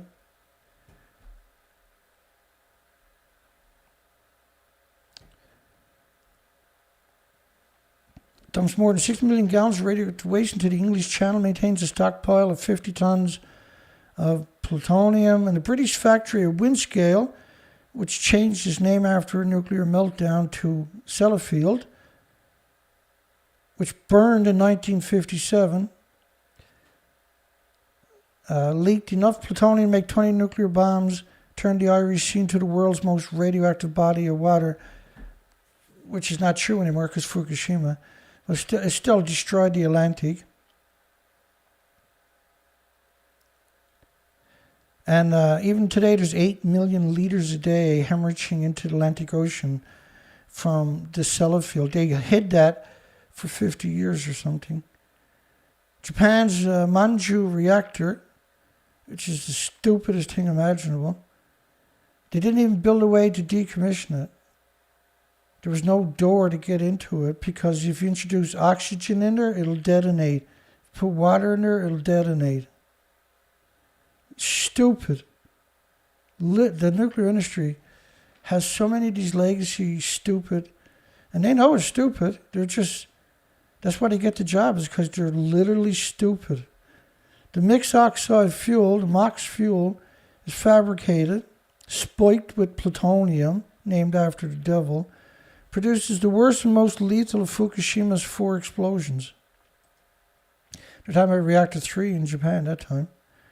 The United States abandoned the idea of reprocessing fuel from nuclear reactors in 1974, after India used the plutonium produced from a civilian reactor to build its first nuclear weapon. Today, more than 500 tons of excess plutonium is stored at reprocessing plants around the world. We should all hang our head in shame over that one. Fuel pool water is filled with radionuclides. But the fuel pool water, which is a borated water designed to stop the chain reaction, but it soaks up the atoms. The idea of the water is to stop the gamma shines, the X-rays, the neutrons from killing everybody, but it's also designed to suck up all the atoms that are split to produce energy all day, every day. This goes on for millions of years after you take it out of the reactor. It's still producing those atoms.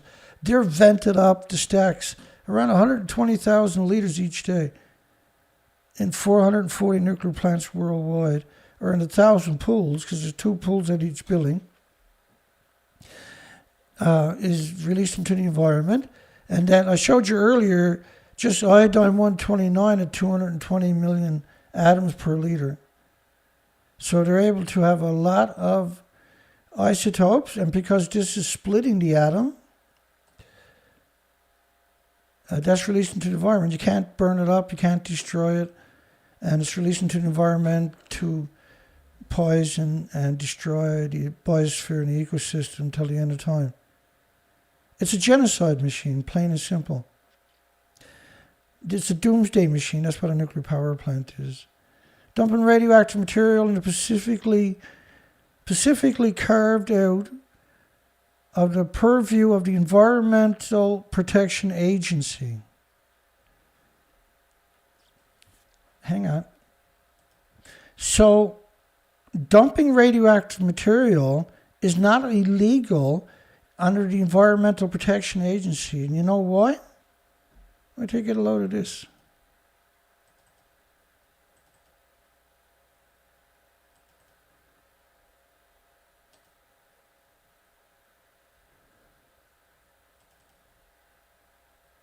There it is. Hang on, we'll get there.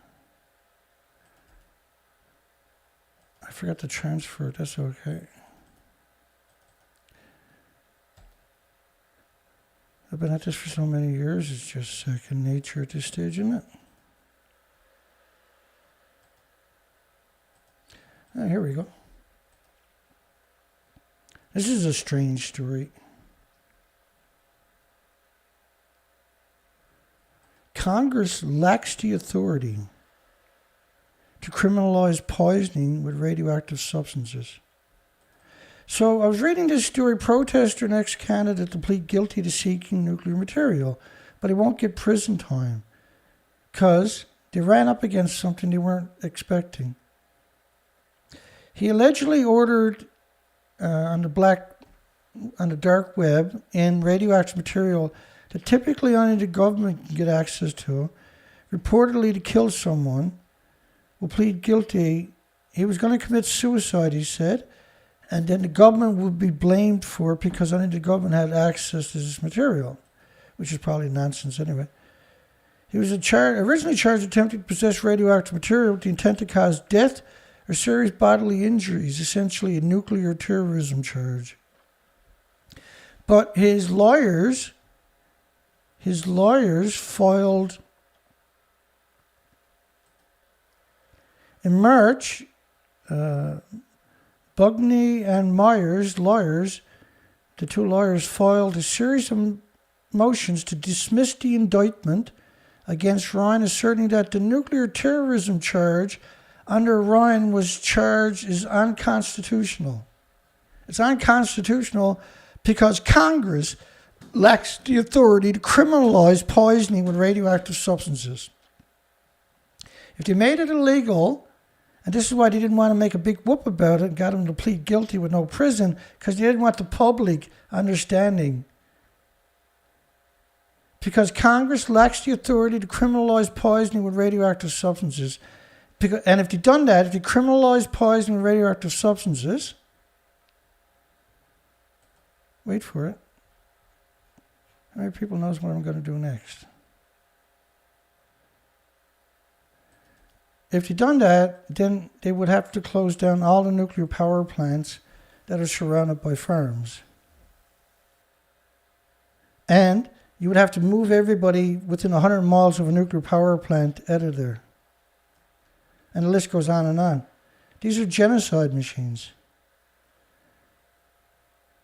So the Environmental Protection Agency has carved out radiation poisoning. Neither is regulated by the state or the federal health officials. It is controlled solely by the Nuclear Regulatory, Non-Regulatory Commission's 5 political appointees.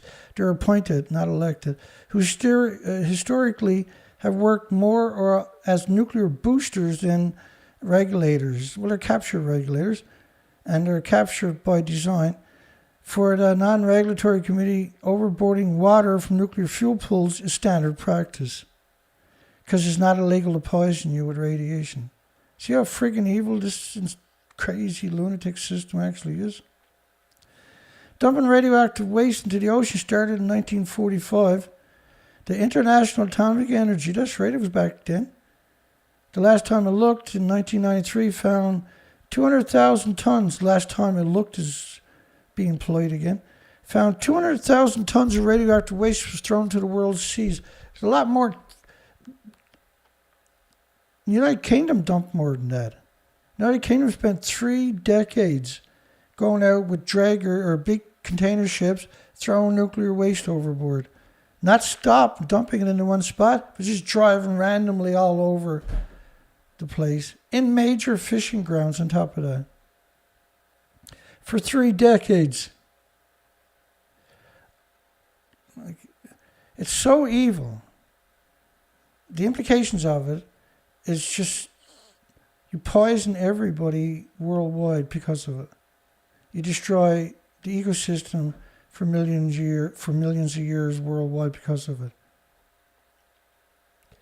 You wonder why I do this as often as I can. Right now we're in a transition, and I'll talk about that at the end maybe. 200,000 tons of radioactive waste thrown into the oceans. Yeah, I wish it was only 200. 400 million pounds, by the way, you're talking about. It's infinitely more than that.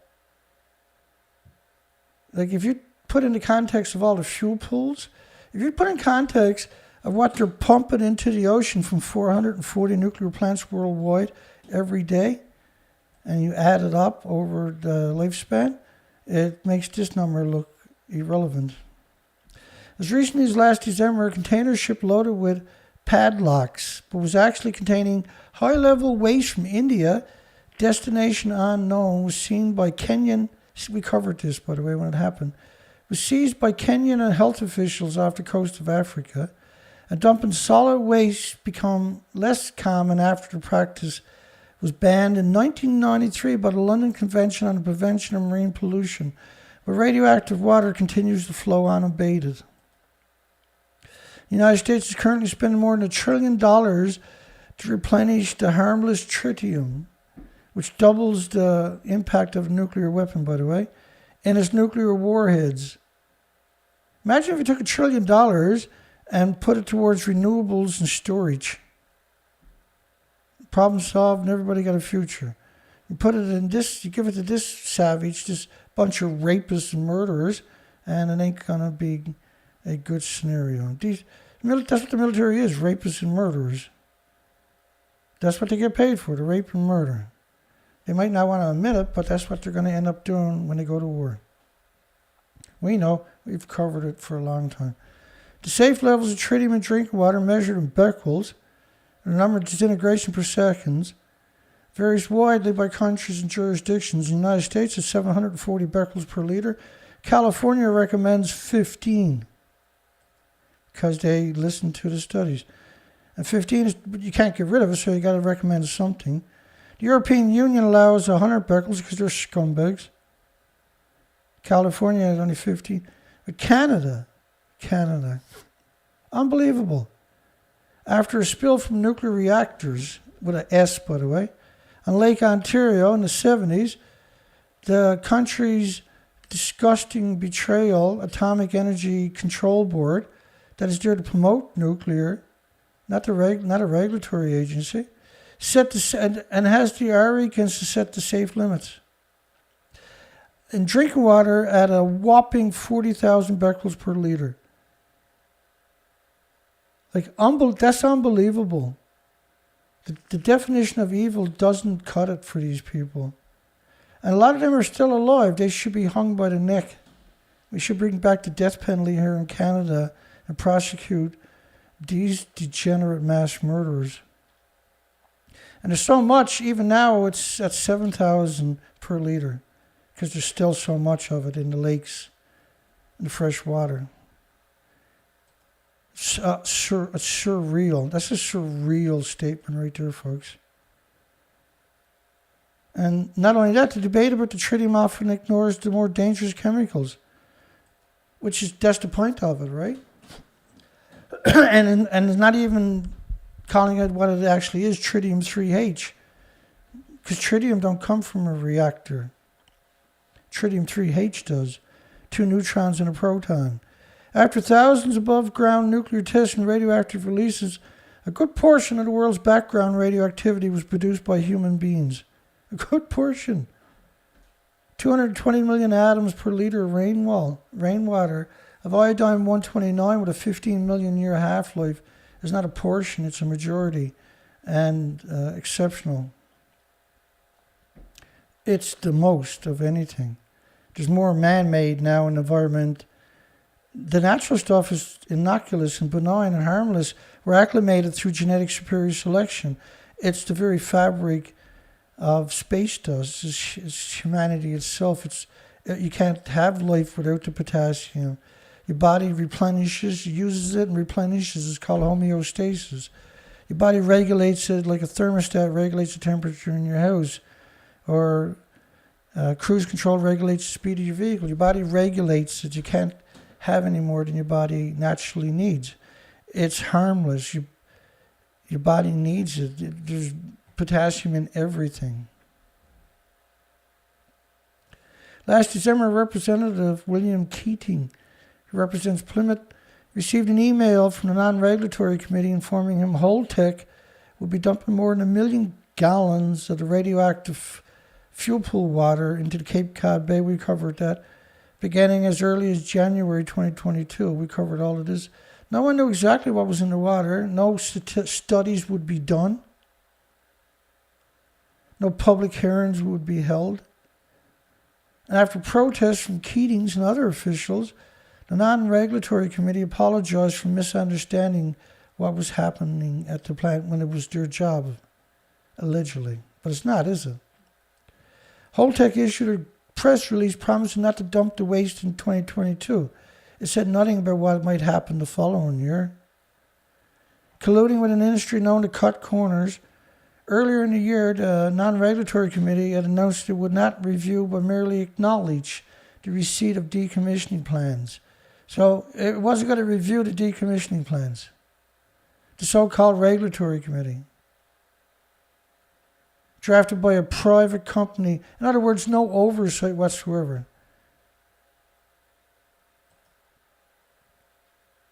The non-regulatory committee decided the best way to shield itself from criticism is to take itself out of the process, effectively transforming the agency's responsibility from regulating the nuclear industry into nothing more than a glorified filing cabinet. And these events expose the real nature of what's going on, as if we haven't been doing that here for decades. Holtec can do whatever it wants with Pilgrim's contaminated water without fear of interference from the non-regulatory captured committee. State inspectors can comb the Pilgrim site for traces of asbestos, lead paint, but thanks to the regulatory gaps that overlook radioactivity as a pollution or threat to the public health, they can do no more than that. So the regulatory gap overlooks radiation as a pollution. Just want to grab someone and beat the shit out of them right now. It makes me so angry. That's what baseball bats were made for right there. The non-regulatory capture committee is an agency overwhelmed by the industry it is supposed to regulate, and a political system determined to keep it that way. No, the whole industry now has been infested by the nuclear parasites. Nuclear power is a failed technology. Senator Elizabeth Warren wrote to Holtec demanding they consider other options, include shipping the Pilgrim radioactive water to a site in Idaho that is used to store the legacy waste from Rocky Flats nuclear bomb factories. Rocky Flats was closed down by the FBI, right? Vermont. Do you know that they already done something similar when it prevented the company that owns the Vermont Yankee nuclear power plant from dumping 2 million gallons of fuel pool radioactive water into the Connecticut River, which they've done thousands of times, hundreds of thousands of times in the rivers worldwide. Markey and his colleagues suggested the same thing be done with Pilgrims. That's a long story, wasn't it? There's a lot of useful, incredible, important attributes to that. So we had to cover it on.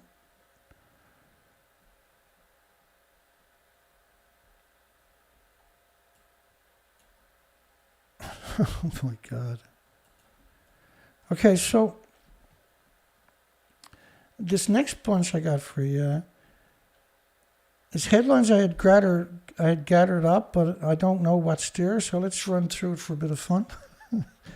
If I got it gathered up and is in a folder, it can't be too bad, right? Because I'm overwhelmed with documentation, so if I gather it up, it's because it's like, shit, I better grab that. TEPCO executives abandoned TEPCO's headquarters, 2012 story, as Fukushima Daiichi continued to unfold. There's another story from 2011. 45 tons of contaminated water leaks into the sea. Have you seen the buildings? You really think they stopped the leaks? You think that's a leak and not a hemorrhage? The radiation levels at the surface of contaminated water at 1.8 millisieverts, which is absurd to suggest is that low. But gamma rays, beta rays were registered as high as 110 millisieverts. It's impossible to be that low. That's not low per se, but you're pouring water over a melted reactor core. And so what they done was, they measured it in cubic centimeters, see? Instead of liters, because a liter would have been a lethal dose. Naughty boys. 2012, February, TEPCO's HOPE equipment will bring the radiation in the contaminated water below legal levels for release into the sea. The REVA system wasn't working in 2004, and neither was the ELP system or the Surrey system. Neither one of these filtration systems could work, because if you put 2.2 sieverts a liter through a filter, within a few minutes the filter is hundreds of sieverts. Within an hour it's thousands of sieverts, which means you can't get back in the building, let alone change the filter. It also means that if you put fresh water through the filter after an hour, the water coming out the other side is going to be much more than the 2 sieverts that you were originally using per liter. Which means if you take 5 gallons of that water and put it at a subway, everybody walks past a 5-gallon jerry can or bucket, for 1 million years will die that day. And recent flyovers revealed thousands of tanks. This is 2012. They only got 1,000 tanks today, by the way, of contaminated water lined and sprawled, massed across the site. So they were claiming there was thousands of tanks. The water wasn't going into the ocean. Everything was going into the tank. Of course, I showed you earlier, they abandoned the site. Right? And I showed you a whole bunch of information about that. So they're claiming the homeless were going around with buckets, I suppose, scooping the water up and putting it in the tanks, Dana.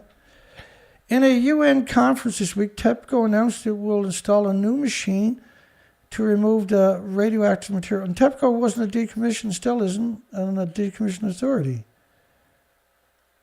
From the contaminated water. The idea of TEPCO is you don't blame the nuclear industry, you blame TEPCO, see? And I've seen a lot of that over the years, right? Damn you, TEPCO. But it's the nuclear industry. The worldwide nuclear industry acts, they're as one worldwide. In the reactors buildings, and the reactor buildings, of course, are completely annihilated, don't even destroy, or don't even exist.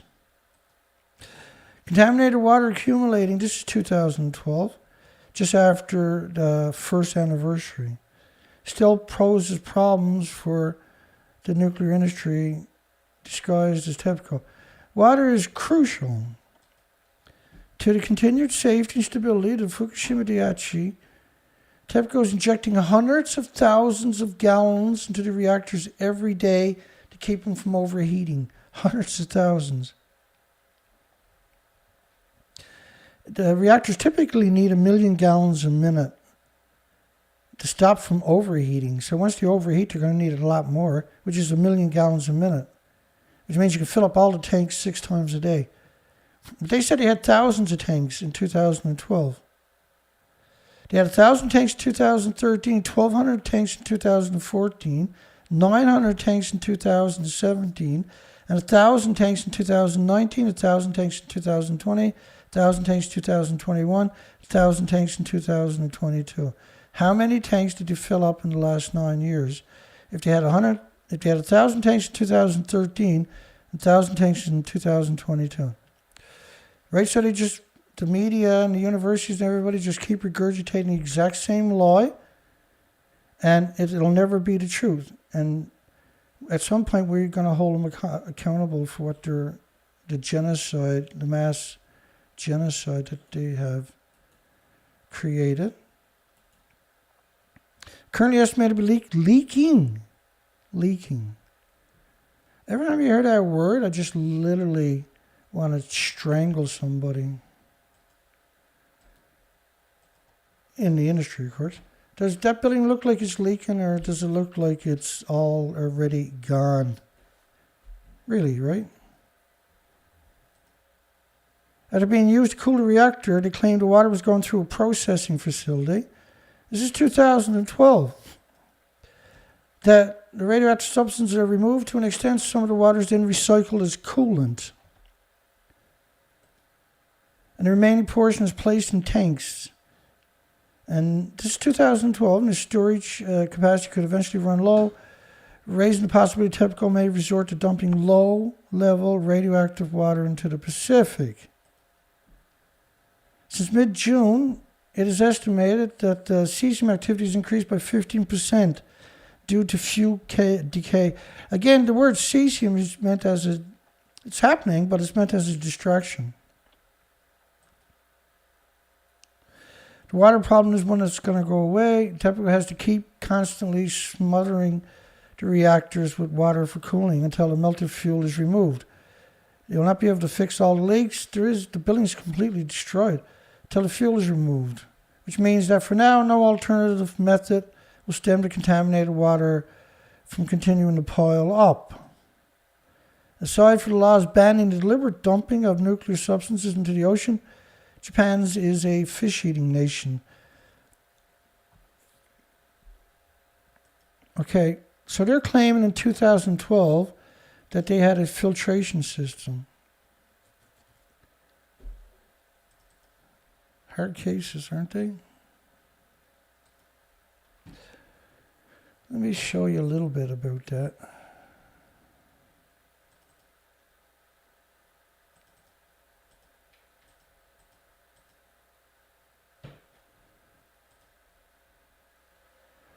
So the REVA system, 2014, has been unused and kept out of operation. Unused as the French's water filtration system. The ALP system, 2014, has yet to function reliably. But as you read through the story, you also realize that they can't get near the system once they turn it on because it's too radioactive. So the Environmental Protection Agency doesn't include radiation as a pollution. It's surreal. That is a surreal revelation, isn't it?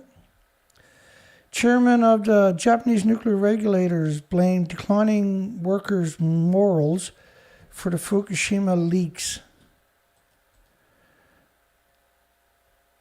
And that really upsets me.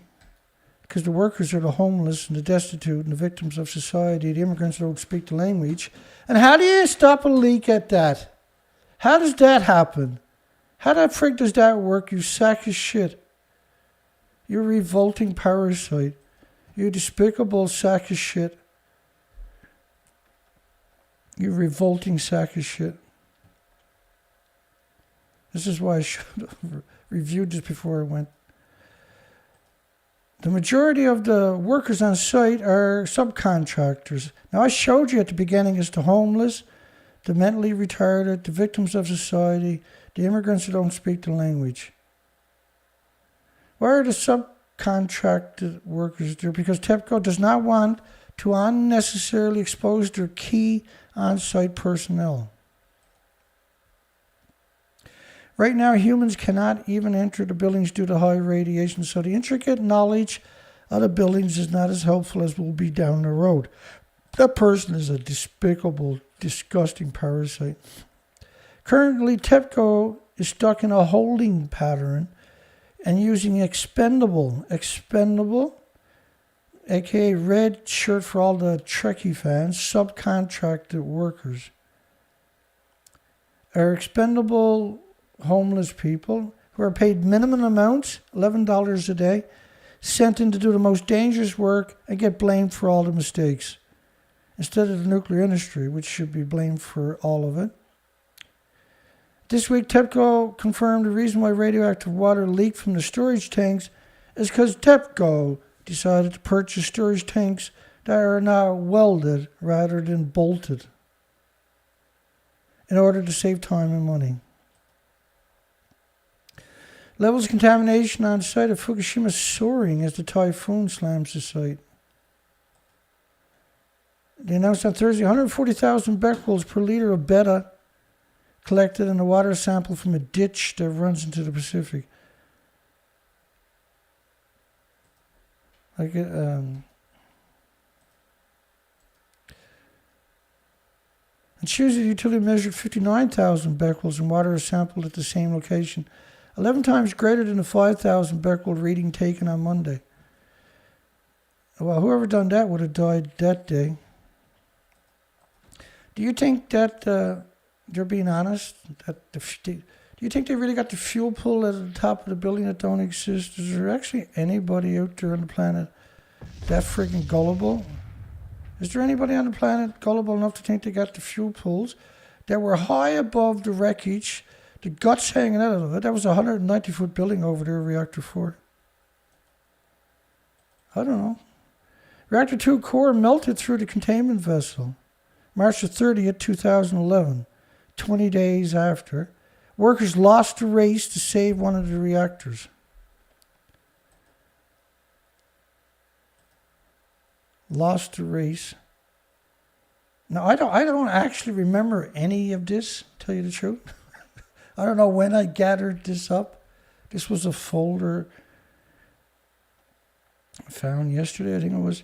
Leahy did add there was no danger of a Chernobyl-style catastrophe. There was no danger of a Chernobyl. A Chernobyl doesn't look as bad as that. These buildings were 720 tons just in the reactor core. They had decades in the fuel pools at the top of the building on top of that. Chernobyl was a 200-ton reactor, mostly graphite. So he said there's no danger of a Chernobyl-style catastrophe. September 2011. Richard Leahy was the head of the safety research for boiling water reactors at General Electric. He's still alive. How come he's not prosecuted? It's legal to hang people in Japan. Surely he should be hung. He did add there was no danger of a Chernobyl-style catastrophe, despite the fact that that's exactly what had already happened, but it was much more severe, much more fuel, much more uranium, plutonium. The plant had been leaking radiation that made its way into vegetables, raw milk, and tap water as far away as 220 miles. So leaking shouldn't go 220 miles, but the destruction can go 220,000 miles because it circles the planet every 40 days. The plumes covered the planet in 16 days, let alone Tokyo. Fox News, which is, come on, really? Fox News? What are we talking about Fox News for? Reported that workers succeeded last week in reconnecting some parts of power of the plant to the power grid, which is 100%. Like, what part, what are you going to connect to the power grid? Really? Like, the least they should do is get slapped for telling these lies, shouldn't they? As they pumped in water to cool the nuclear fuel that doesn't exist anymore. It can't exist when it already covers the entire biosphere, can it? Workers connected power plant at the... Yeah, oh, sure they do. As they pumped in water to cool the reactor's nuclear fuel, it was 480 kilometers of the coastline got washed away. You weren't pumping jack shit. Officials are hoping tanks at the complex will be able to hold the water, or that new tanks can be trucked in. Again, this is a deception, right?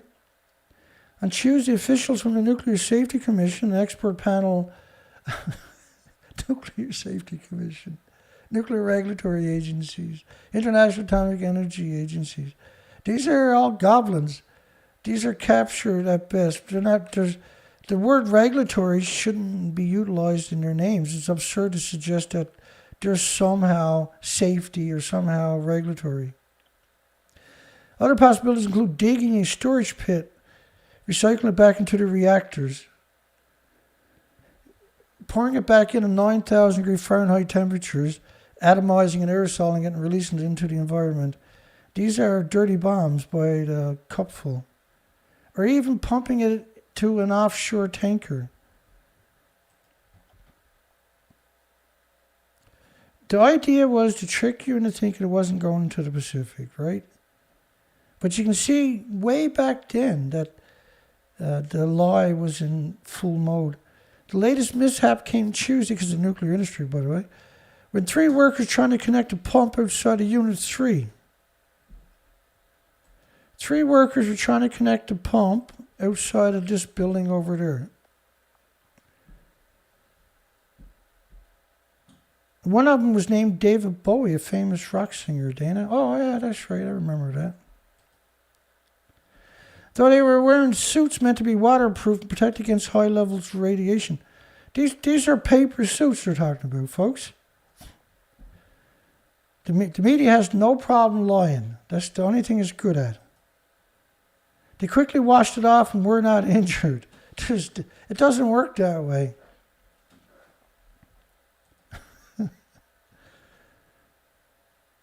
"40 photos from Fukushima Daiichi shows ground is incapable of supporting equipment. TEPCO is attempting to trap radiation underground with metal plates. It turns out to be true that water vapor steam was splashing, erupting from underground. That's the China syndrome, see? TEPCO, which doesn't exist down there, as we've seen earlier, conducted measurements by robots around where the water vapor was splashing. They measured 4.7 sieverts an hour when it was 40 sieverts in June. It is located at the southeast side of Reactor 1. This was China syndrome. Split the earth and steam coming up was lethal doses. And that's going to be forever. That's never going to go away. It's assumed that the melted fuel is sinking deep underground, which is called the China syndrome. And that was the NHK, for goodness sakes, who right now are just incredible degenerates. More contaminated water found leaking at Fukushima Daiichi, 2012. The Unit 4 turbine building, which is down the ocean side.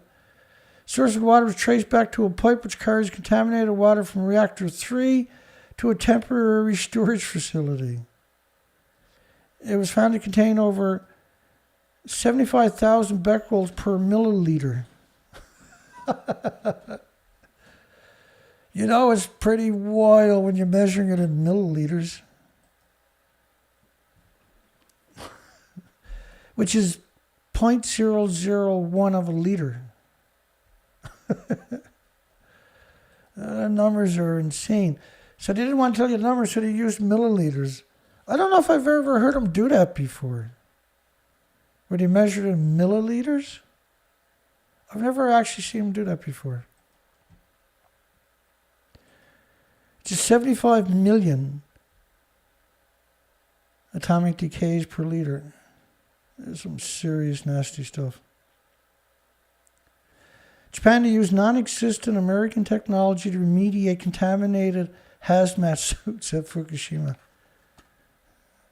They're going to decontaminate. Look, they weren't using hazmat suits. They were using paper suits. We got the documents, the pictures from TEPCO from original. Right? I've done presentations on it in my playlist. Over 5,000 rubberized contaminated suits used daily by cleanup crews working in the facility. This is simply not true, by the way. Your suit got to be 4 or 5 feet thick to protect you. Last Friday, Vision Plasma System stock tanked. After a record number of over 300 million shares were traded on Thursday before news and agreement with Cellrunner was announced.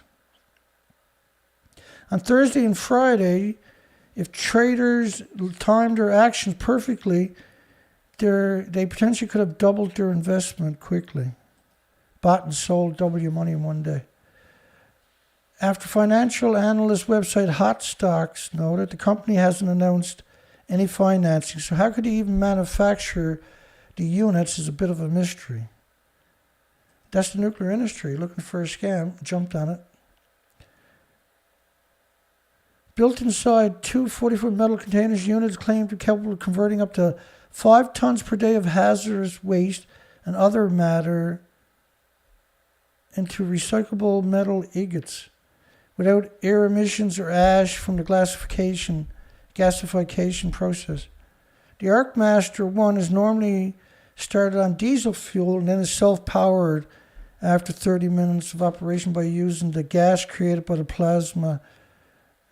I kind of remember that story, and that story went away right away, of course, because it's nonsense. Japan admitted another case was withholding reliable, important information from the public. The radiation levels were far in excess of emergency limits. In less than 8 hours, residents in some of the most affected areas had already exceeded the average amount that a citizen would expect to receive in a whole year. Like, you can't equate man-made stuff with natural. And that's why they came up with this in the first place, right? So they can conflate these together and say, see, you're okay. It's completely opposite.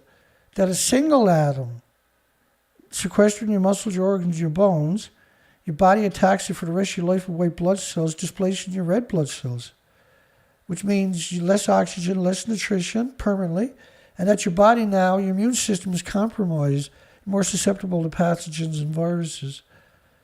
Don't worry, if you didn't get it, you don't understand it. I'm only going to tell you another 500 times anyway. New lawsuit filed against Sendai nuclear power plant. More than 100 Nami residences died during Fukushima evacuation because of radioactive fallout.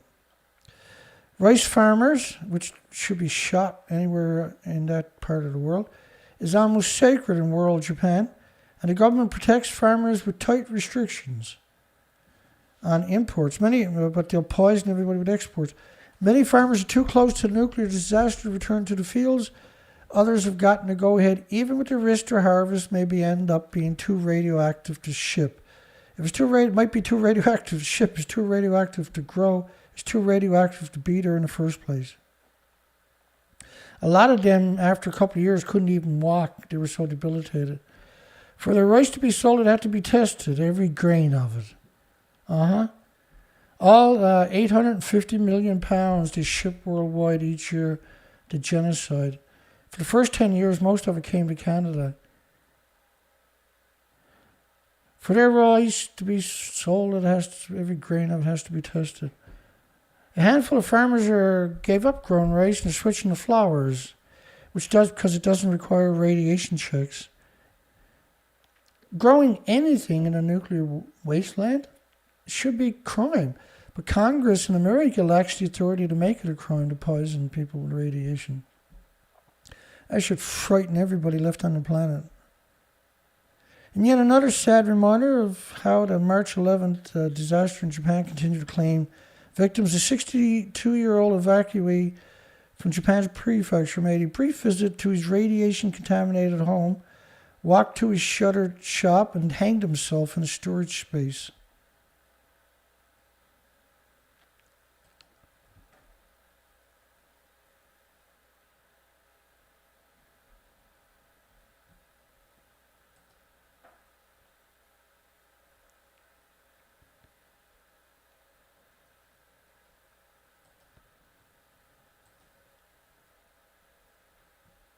Japan halted reviews of the national nuclear policy after draft report scandal. And Japan's Atomic Energy Commission has decided to suspend a review of the country's nuclear policy guidelines currently being conducted by an expert Scumbag panel after some of the Scumbag expressed concerns over the selections of some of the panel, which included members from power companies and research institutes that are promoting nuclear power. The Commission decided to temporarily halt this review of the guidelines and excluded from the panel any person from the nuclear industry and research institute promoting nuclear power. Thank goodness. And Reporters Without Borders blast TEPCO instead of the nuclear industry, and Japan instead of the nuclear industry over unacceptable restrictions on freelance journalism. Although some photographers and camera operators will be present, neither of the two freelancers will be allowed to use still cameras or video cameras. Think about that one. We're almost through this. Another 5-10 minutes. Japan's university developed building plaster made with zeolite to absorb cesium. There's a stupid idea. Your house gets more contaminated by the day, eh? One unresolved problem of Fukushima disaster: radioactive particles contamination worldwide. Worldwide.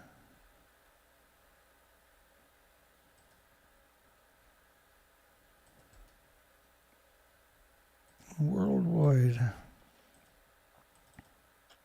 This model again is France's model. Is a 16-day model of the radiation fallout.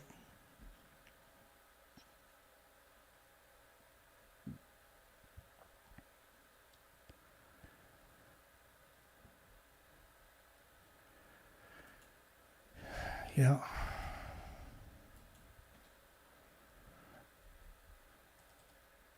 The group says the material could be used to safely store debris and soil contamination by radiation by preventing radioactive substances from seeping out.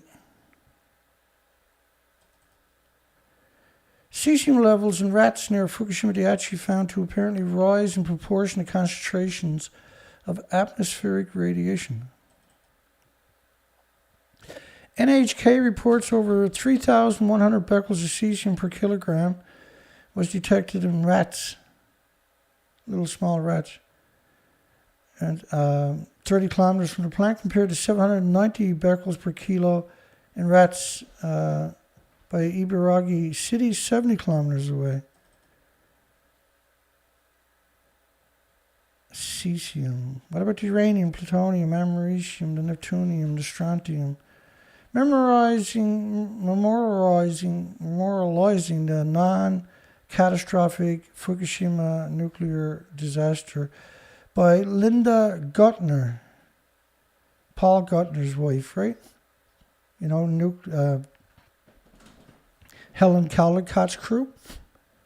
Non-catastrophic Fukushima nuclear disaster. Beyond nuclear. The Educational Board of the Washington Post proclaimed that the Fukushima nuclear disaster in Japan was non-catastrophic. The writers eagerly promoted nuclear power. Civic group finds high levels of radiation up to 20 millisieverts per year at Japanese school. A lot of the numbers added there was because of SafeCast. And SafeCast was created because you weren't allowed to import Geiger counters from out of the country. So SafeCast's job was to build shitty homemade Geiger counters and give it to people who wanted to go out and look for radiation. And those numbers would be nowhere near the real numbers. And they would only find little bits of gamma, but no other emitters. What SafeCast done is was crimes against the entire country. Every human in that country was a victim of SafeCast. It was disgusting what SafeCast continues to do today on top of that. Radiation hotspots recorded outside of 26 schools in Fukushima Prefecture. And certainly Fukushima is the same, or Tokyo is the same thing. At least 14 elementary schools, 7 junior high schools, and 5 nursery schools had hotspots. It's surreal that the world sits in silence. It's surreal. When the new academic year begins in April, the Education Board lifted a restriction that students play in schoolyards for less than 3 hours per day in the wake of a nuclear disaster. Let me read that again for you, because that's craziness. When the new academic year began, when did this story come out? 2012. When the new academic year began in April, the Education Board lifted a restriction A restriction that students play in schoolyards for less than 3 hours per day because of the nuclear disaster. Because of the nuclear disaster, for the first year, school students were only allowed to go out and play for 3 hours a day. Instead of evacuating them, just the heartlessness of this industry. TEPCO admits at least one underage subcontractor worked at Fukushima.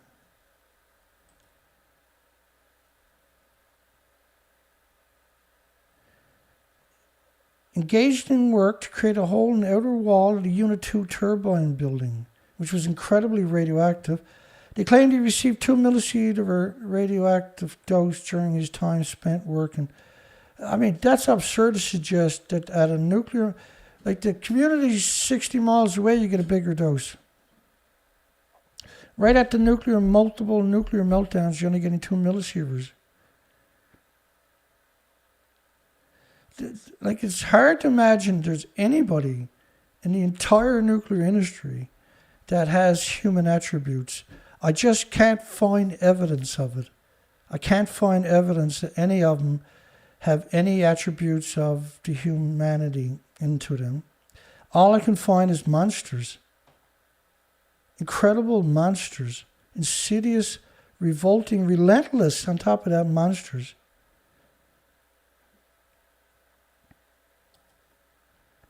These are lunatics.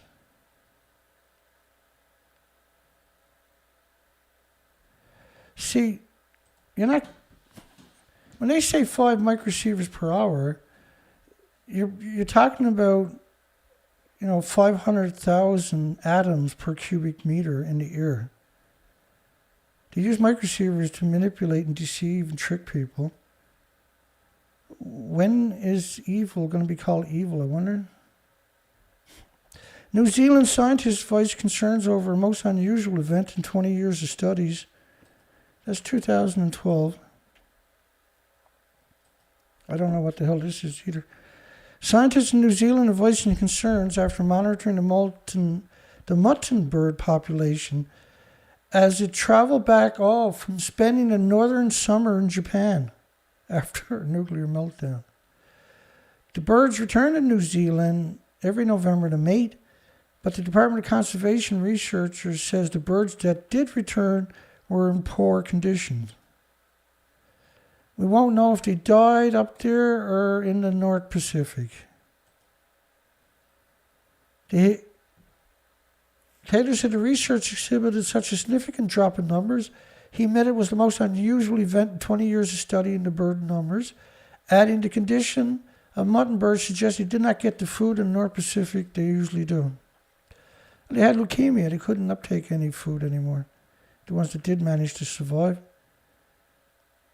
When they got there, they would have died shortly after. He said many of the birds which arrived back had old feathers on their tails, wings, and bodies. He said, I've never seen a bird in that condition, poor of a condition, come back to New Zealand.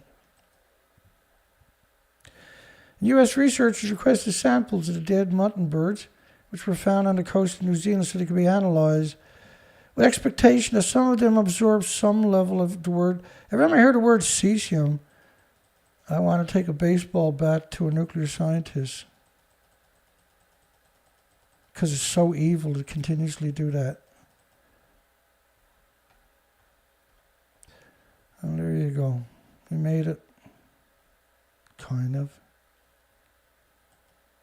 We made it. All the way to the end of it. Okay, I fell asleep last night, going to do a show, right? And I woke up probably half an hour before the show was supposed to start. I was sat up, and I had a brutal headache, and I just canceled the show. I went back to sleep. I got almost all the heavy stuff moved now, and there's a delay because they're putting all new appliances in that place.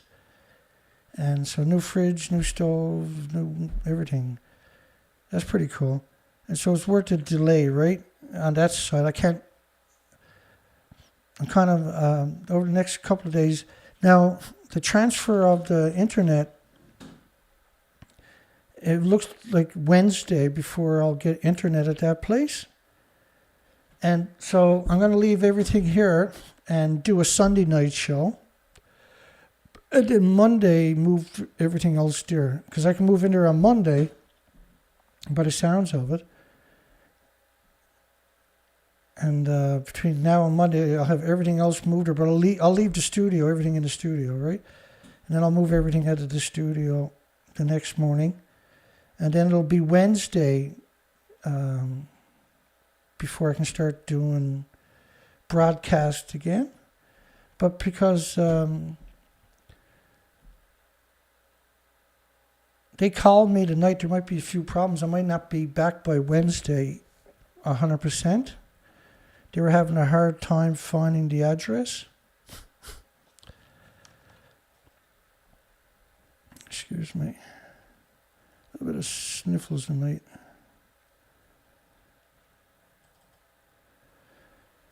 I mean, some music, I guess. How long we've been going for tonight?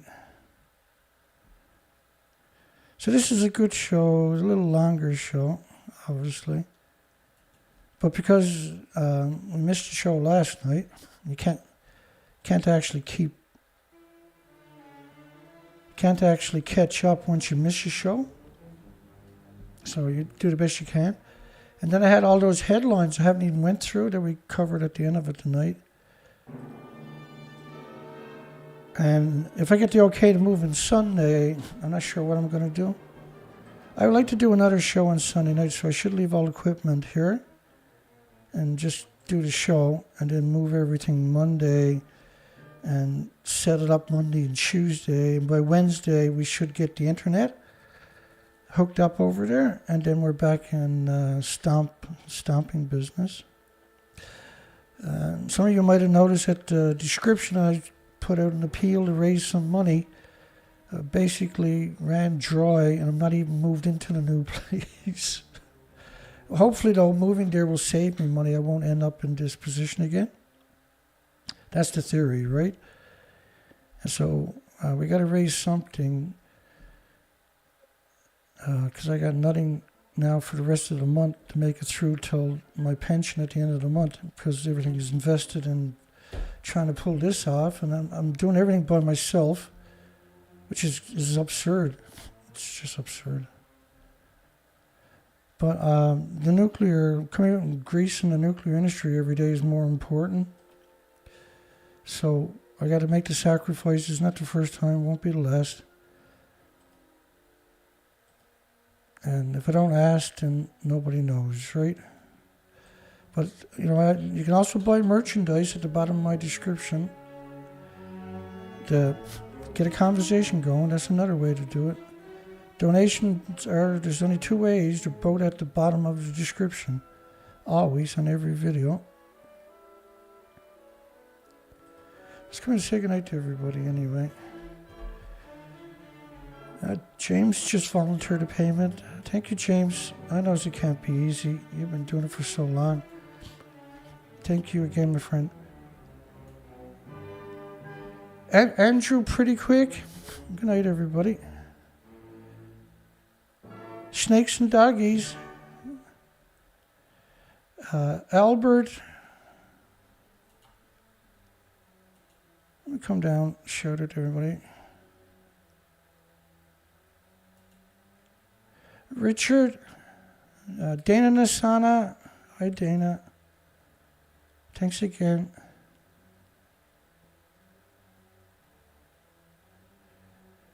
Yeah, The Man Who Steers at Goats. I gotta watch that. I got that downloaded. I should watch that again after, maybe. That's a scary show, actually, when you think about what's possible this day and age. Philip Wan. Richard.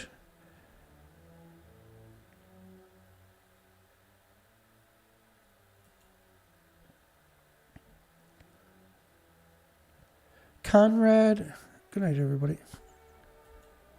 I got the sniffles and I apologize for it.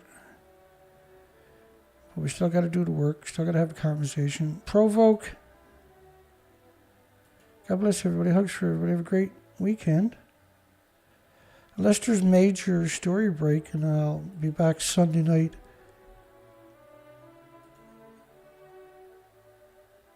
And I'm working on that show already. It seems when I'm busy, that's when all the big nuclear stories show up. And you got a 24-hour cycle to catch the story, or it's gone down the black hole, right? And you'll never find it. And Australia, natives are calling for rescinding the nuclear dump. I might try to cover that Sunday night because that's an important story. We like to support those victims, right? And come out with some really good, because we have a lot of documentation on that stuff. I got to try to remember to do that.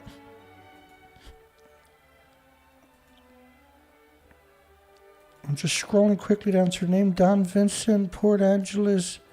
I'm just forgetting to show their people because I'm talking.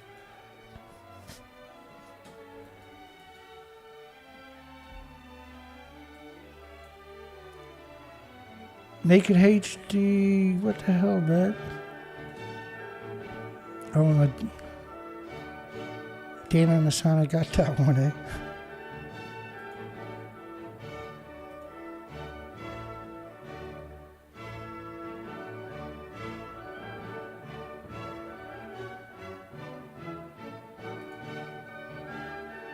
John Curtis. Turn down the music a little bit. Finish this out. That was a good show tonight. Major info on the show tonight, eh? Wow. Packed solid. I'm sure Colette's out there somewhere. Swanee D is out there tomorrow morning. Victor. Yes, tragic. Not many people care. For sure, Victor.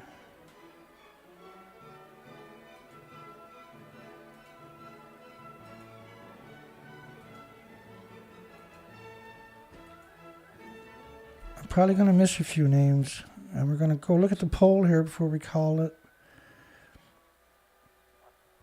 Stephen Young, I talked to Stephen Day on the phone for a little bit. That's awesome to hear, Stephen. Andrew B. I'll bring up the poll here in a second. Hi, Andrew. The Wise Person, thank you. I got to come back up to see who I missed. Michael Allport. I always miss a few people at the very end. How is that even possible? Because that's usually when I'm going the slowest, right? I think it's because I start talking, right? But I keep scrolling. And how did we do on the poll? Let's bring it up one last time. Was building nuclear power plants, nuclear dumps in farmland, a premeditated mass murdering genocide machine. And we almost got 100% of yes, but we got 57 likes. So I've never seen more likes than we do for votes. It's usually the opposite. So that's the strangest thing I've ever seen. So they stopped the poll. They're finally able to do that now, I guess. Because it's extraordinary to only get 57 there and 49 up here. That's the strangest thing ever, isn't it? But still, it's pretty awesome. Almost 100% of people acknowledge that that's a genocide machine.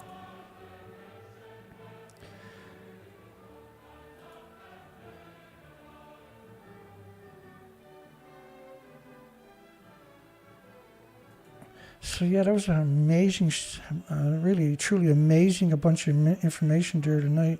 It was a great article. It had some misrepresentations in it. Thanks again to James Lucet. I appreciate it, James.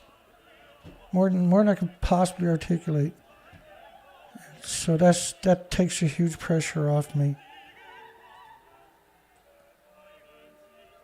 I'm very grateful. Thank you, everybody. Remember, see everybody Sunday night, and there won't be any more shows until Wednesday or Thursday by the looks of it.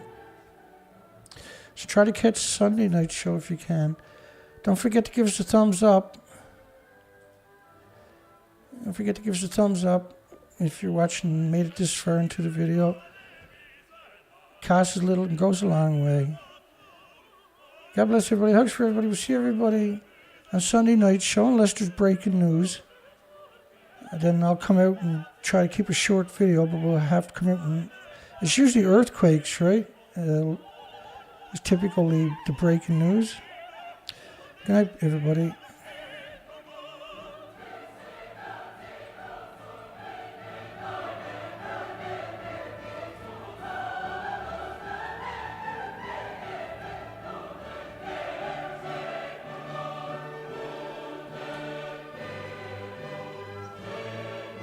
Yep, Peaceware, Port Angeles.